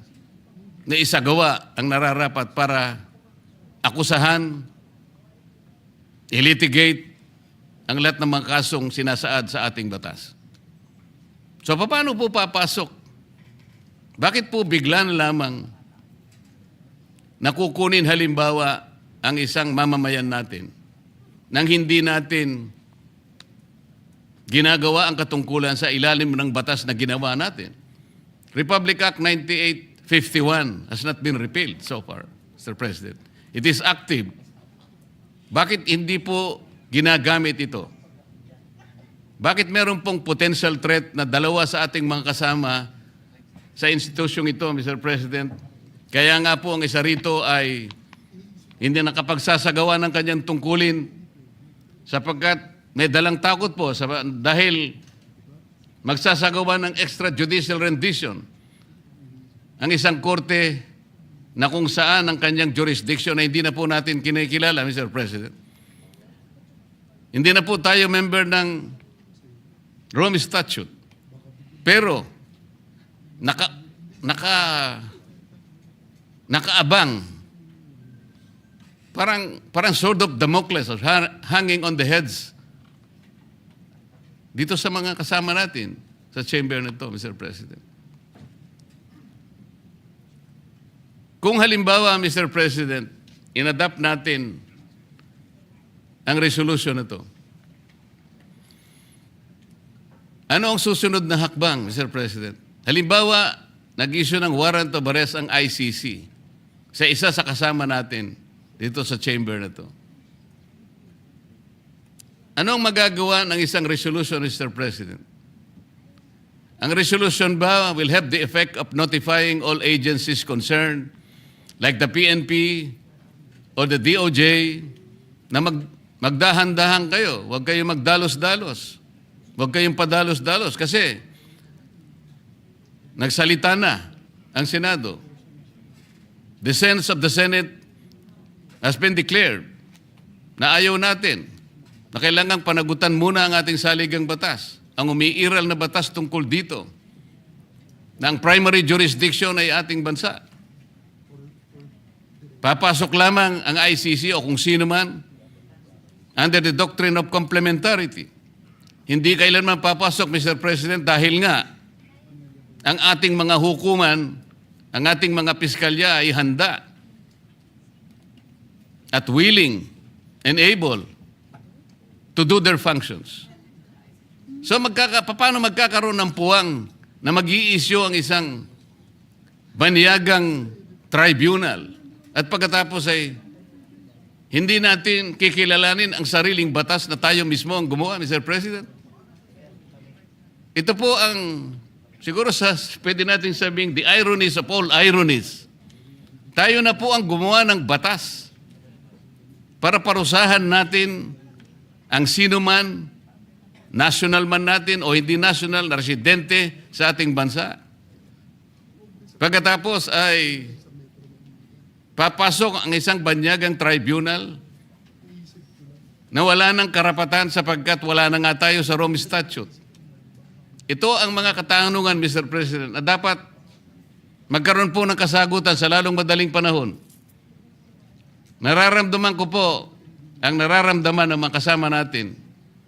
Huwag na po tayong magbulag-bulagan, Mr. President. Alam natin, kung tayo po ang nasa kanilang kalagayan, nakikita rin po siguro natin ang takot na namamayani sa ating kalooban. Hindi po maganda yon, Mr. President. Kaya po kailangan nating sigurong pagsikapan, ayusin ang mga bagay na may kinalaman sa problemang ito para sa ganon matiwasay nating magawa ang ating mga gawain at sagutin sa ating mamayan. Maraming salamat po, Mr. President. Majority Leader. Sino gusto mag-sponsor? May we recognize our distinguished colleague, Mr. President, Senator Amy Marcos. Senator Amy Marcos is recognized. Thank you very much, Mr. President, Majority Leader. Esteemed colleagues of the Philippine Senate, good afternoon. I rise to co-sponsor with Senator Marcoleta and Senator Cayetano the proposed Senate Resolution 307 entitled Resolution Expressing the Sense of the Senate of the Philippines to Protect All Filipinos Against Extraordinary Rendition and Guarantee Them a Reasonable Time prior to their surrender by or extradition from the Philippines to seek redress from the courts and avail of legal remedies. Ang hustisya na ipinapataw ng dayuhan ay hindi hustisya. Ito ang pagpapahiya. Ito ay pang-aalipin. At mga kababayan ko, hindi tayo alipin. Tayo ay Pilipino.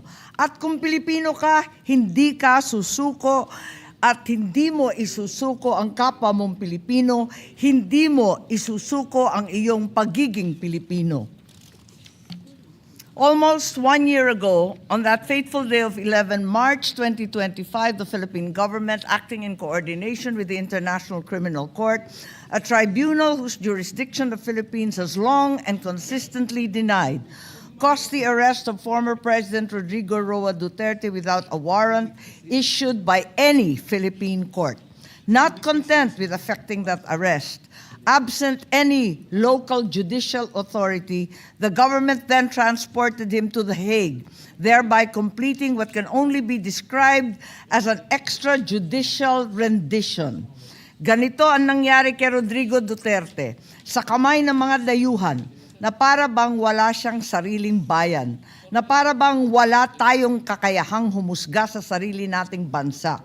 Mga kababayan, kung may anak kang nasa panganib, ipapasa mo ba siya sa kamay ng iba? Kung may kaibigan kang pinararatangan, hahayaan mo bang ibang tao ang humusga sa kanya habang nakatali ang kanyang kamay at wala siyang laban? Kung ang iyong ama, matanda na at may sakit, ay kinakaladkad palabas ng inyong sariling tahanan, manonood ka na lang ba at walang gagawin? Today, we are confronted with the prospect that the same course of action may once again be undertaken. If we are to remain faithful to our oath to preserve and defend the Constitution, we cannot allow this to pass without clarity, without principle, without constitutional fidelity. During the 19th Congress, your Senate Committee on Foreign Relations conducted extensive hearings into the executive's actions. From the testimony of respected and constitutional authorities, including retired Supreme Court Justice Adolfo Ascuna, a member and author of the 1987 Constitutional Commission, and the constitutional law scholar, Attorney Alexis Medina, two propositions emerged with unmistakable clarity. First, the judicial intervention by Philippine courts is indispensable before the government may arrest a Filipino citizen within our territory and transport him to another jurisdiction. Second, any Filipino citizen arrested in this country without local judicial proceedings retains the right to seek redress before Philippine courts. These are not technicalities. These are constitutional imperatives repeated time and again. And no degree of legal engineering, of semantic maneuvering, or strained interpretation should be permitted to circumvent these constitutional guarantees. During the committee hearing on the 20th of March 2025, Attorney Medina clarified that the term surrender under Section 17 of RA 9851 applies only in two instances. First, when the person to be arrested has already voluntarily surrendered to the custody of the national government, thereby negating the need for extradition proceedings. And second, the person to be arrested is an alien, in which case what will be involved is only a deportation process which does not involve any court proceedings at all. Outside of these very narrowly defined instances, the arrest and transfer of a person to a foreign jurisdiction without local court proceedings would not be sanctioned by our Constitution. for our 1987 Constitution is unequivocal. Article 3, Section 2 of the Bill of Rights provides, no warrant of arrest shall issue except upon probable cause to be personally determined by the judge after determination under oath or affirmation of the complainant and the witnesses he may produce. The judge contemplated by the Constitution can only be a Philippine judge. Article 8, Section 1 vests judicial power in one single Supreme Court and in such lower courts as may be established by law. The International Criminal Court is not such lower court established by Philippine law. For one, no Philippine statute created the ICC. For another, if the ICC were indeed a lower court, then it clearly means that the Supreme Court can reverse or nullify its decisions and even discipline its judges. The Supreme Court can do neither. Moreover, assuming arguendo that the ICC warrant could be issued domestically without prior judicial action, Article 59(2) of the Rome Statute itself requires that the arrested person be brought promptly before the competent judicial authority of the custodial state. Paragraph 3 further grants the person the right to apply for interim relief before that self-same authority. As Justice Escuna testified during the committee hearing of 10 April 2025, the failure of Philippine authorities to bring the arrested individual before the local courts constitute a violation of Article 59. And as emphasized within our own legal system, there will be consequences for that violation.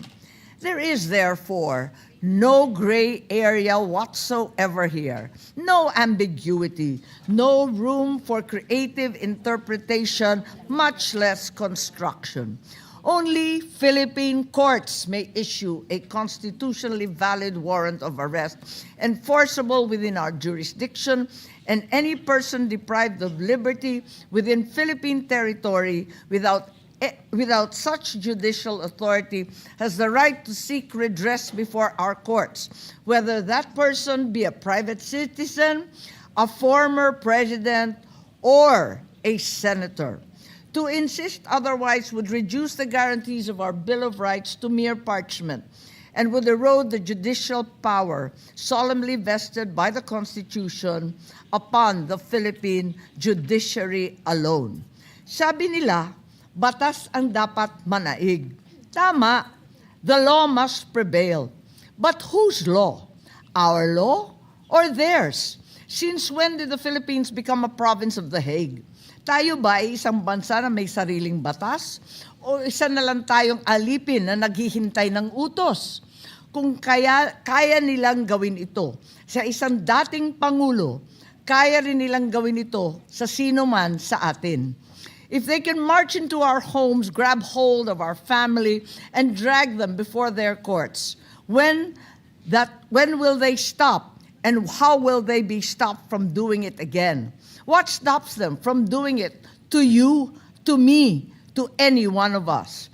For these reasons, I respectfully and urgently endorse the immediate adoption of our Resolution 307. Thank you and good day to all my colleagues. Thank you. Salamat po sa good gentlewoman from Ilocos Norte. Next to sponsor the resolution, Mr. President, Senator Jinggoy Estrada. Senator Jinggoy Estrada is recognized. Thank you, Mr. President.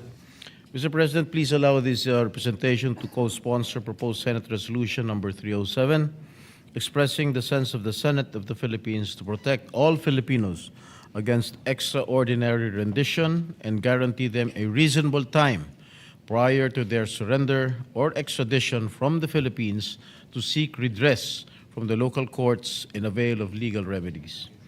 The most fundamental principle of the 1987 Philippine Constitution, as contained in the Bill of Rights, is very clear. No person shall be deprived of life, liberty, or property without due process of the law, nor shall any person be denied the equal protection of the laws. Malinaw din ang nakasaad sa ating saligang batas na ang bawat akusado ay may likas na karapatan sa due process at sa presumption of innocence hanggang mapatunayan kung meron nga silang pagkakasala sa batas. Hindi natin maaaring isantabi ang ating sariling mga korte at ang soberanya ng ating bansa sa harap ng anumang international na proseso. Filipinos should be tried in competent Philippine courts. Karapatan nilang madinig ang kanilang panig kahit ano pa ang inaakusa sa kanila. Naniniwala ako na patuloy na gumagana at matibay pa rin ang pundasyon ng ating justice system at matitiyak na dadaan sa tamang proseso ang lahat, alinsunod sa mga umiiral na batas. Ang resolusyong ito ay hindi lamang para sa mga kasamahan nating senador na pinangalanan sa mga kaso sa ICC, kundi para sa lahat ng Filipino na maaaring maharap sa ganitong sitwasyon. Ang bawat mamamayan ay dapat bigyan ng pagkakataon upang makapaghain ng legal na remedyo sa ating mga lokal na hukuman bago sila isuko o i-extradite. Maraming salamat po, Ginoong Pangulo. Majority Leader. Salamat po sa good gentleman mula sa San Juan. Next to co-sponsor, proposed Senate Resolution 307, Mr. President, Senator Christopher Bongo. Senator Christopher Bongo is recognized.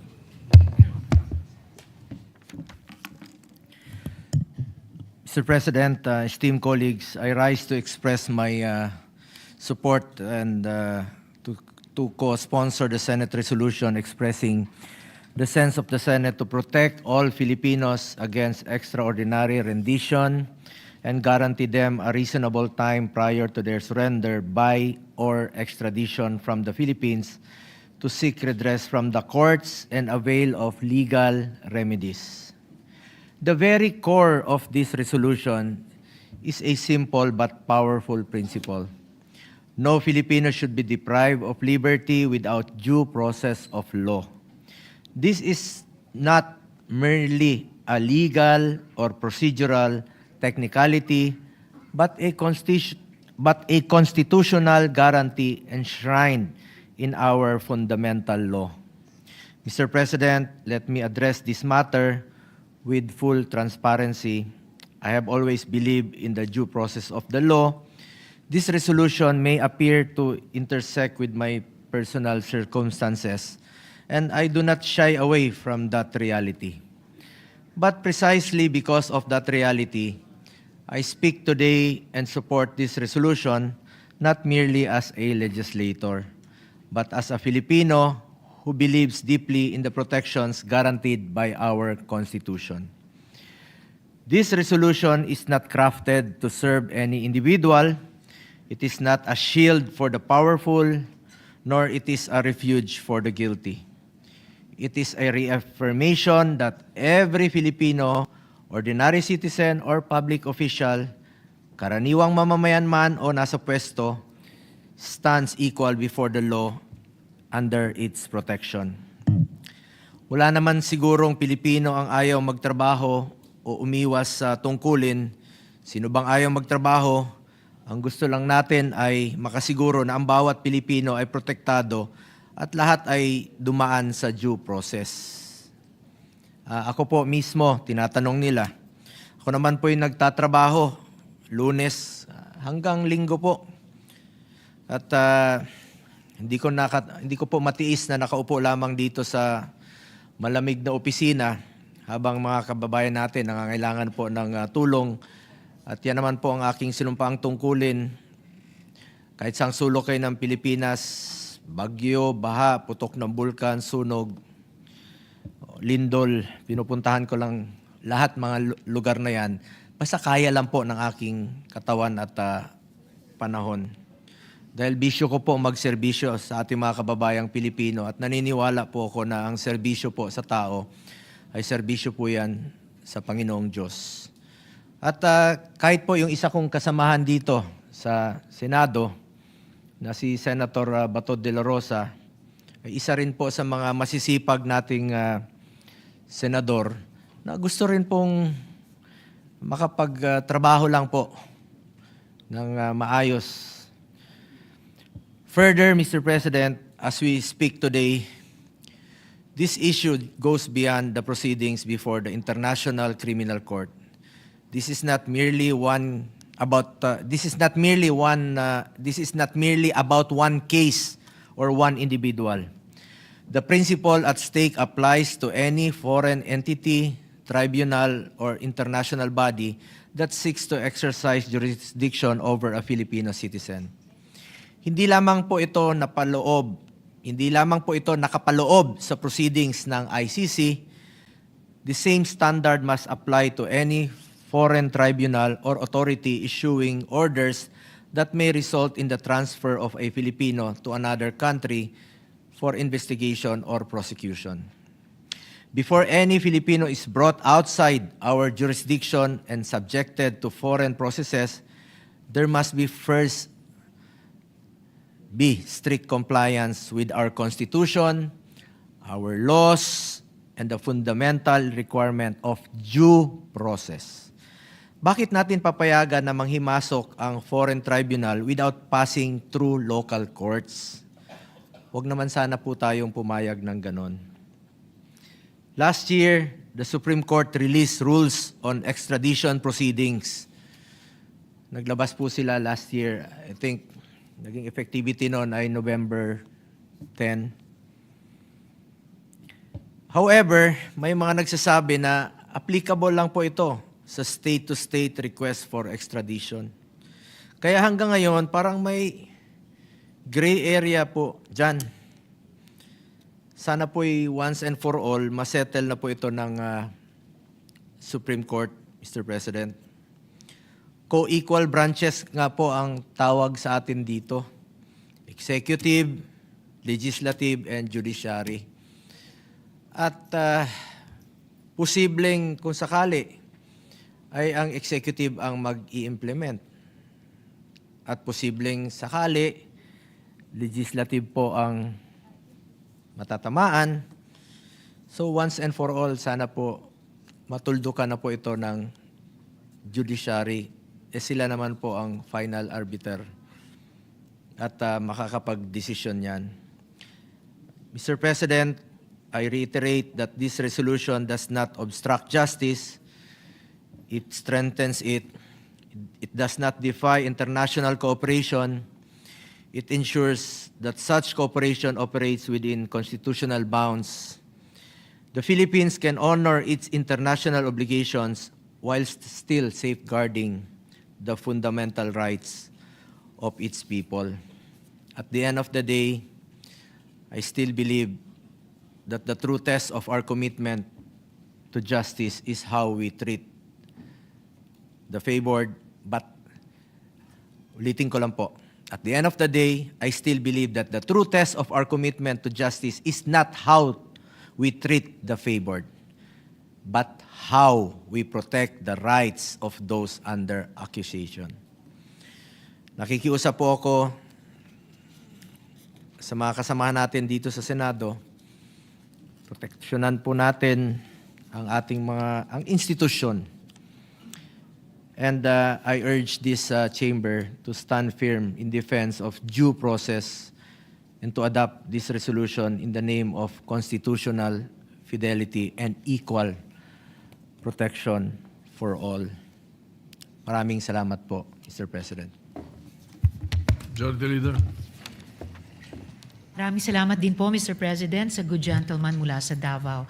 Mr. President, Senator Robin Hood Padilla wishes that his co-sponsorship speech for the resolution be inserted for the record. Oh, I'm so sorry. If there is no objection, it's so inserted into the records. Just to make of record, Mr. President, there was an indication from the good gentleman mula po sa Camarines Norte na baka mas gusto nilang ma-deliver yung kanilang co-sponsorship speech. I withdraw my earlier motion. Then Mr. we recognize President. Senator Robin Padilla. Salamat po, Mr. Maraming President. salamat po, Ginoong Pangulo, at sa ating pinunong mayorya, sa ating pong kasama, Senator Risa Ontiveros. Ako po naman ay gusto ko lamang pong magbigay ng maiksing manifestasyon sapagkat napakabigat po para sa akin. Narinig ko na po ang mga sinabi ng aking kaibigan, Senator Marcoleta at Senator Amy Marcos, Senator Jingo Estrada, Senator Bongo. Nagbigay po sila ng mga halimbawa ng usaping legal. Ang akin pong punto ay usapin ng patungkol sa ating pagmamahal sa ating kalayaan at kasarinlan, kasaysayan. Napakasakit po para sa atin, mga Pilipino, na namnamin natin na meron po tayong mga kababayan na nasa ibang bansa at doon dumadaan sa isang paglilitis. Nililitis ng dayuhan. Napakasakit pong mapanood. Hindi ko nga kayang panoorin na meron isang huwes, merong mga abogadong prosecutor, iba't ibang lahi, na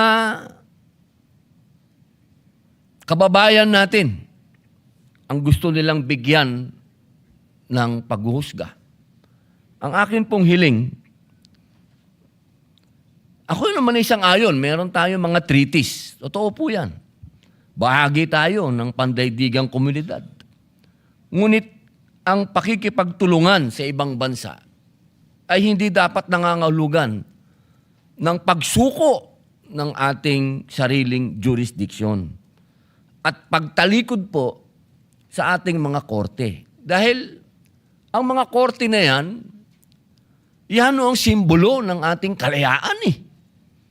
Pinaglaban po yan ng ating mga bayani. At tayo nandito, tayo po'y may Senado ngayon sapagkat ipinaglaban po ng ating mga bayani yung ating kalayaan na husgahan ang ating mga sarili. Kaya, pakiusap ko sa aking mga kasama, bagamat wala silang karamihan ngayon dito, alam ko naman na nanonood sila.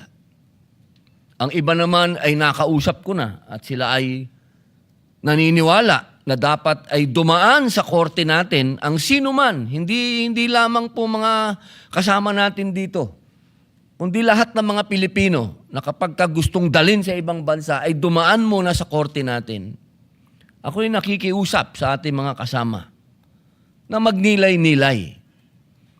Kung meron po tayo dapat na paniwalaang maghuhusga sa mga kasama natin, ay dapat ay Pilipino rin. Huwag po tayong pumayag na isang dayuhan muli ang magmukhang mas mataas sa atin.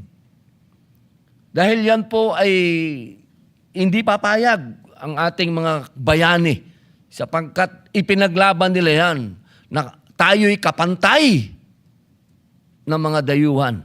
Hindi tayo kailanman sasailalim sa kanilang sinasabing katalinuhan o sa kanilang panghuhusga.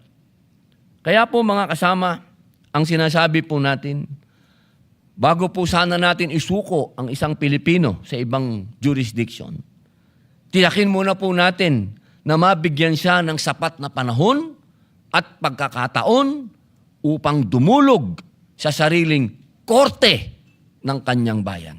Maraming salamat po, Ginoong Pangulo. Majority Leader. Maraming salamat, Mahal na Pangulo.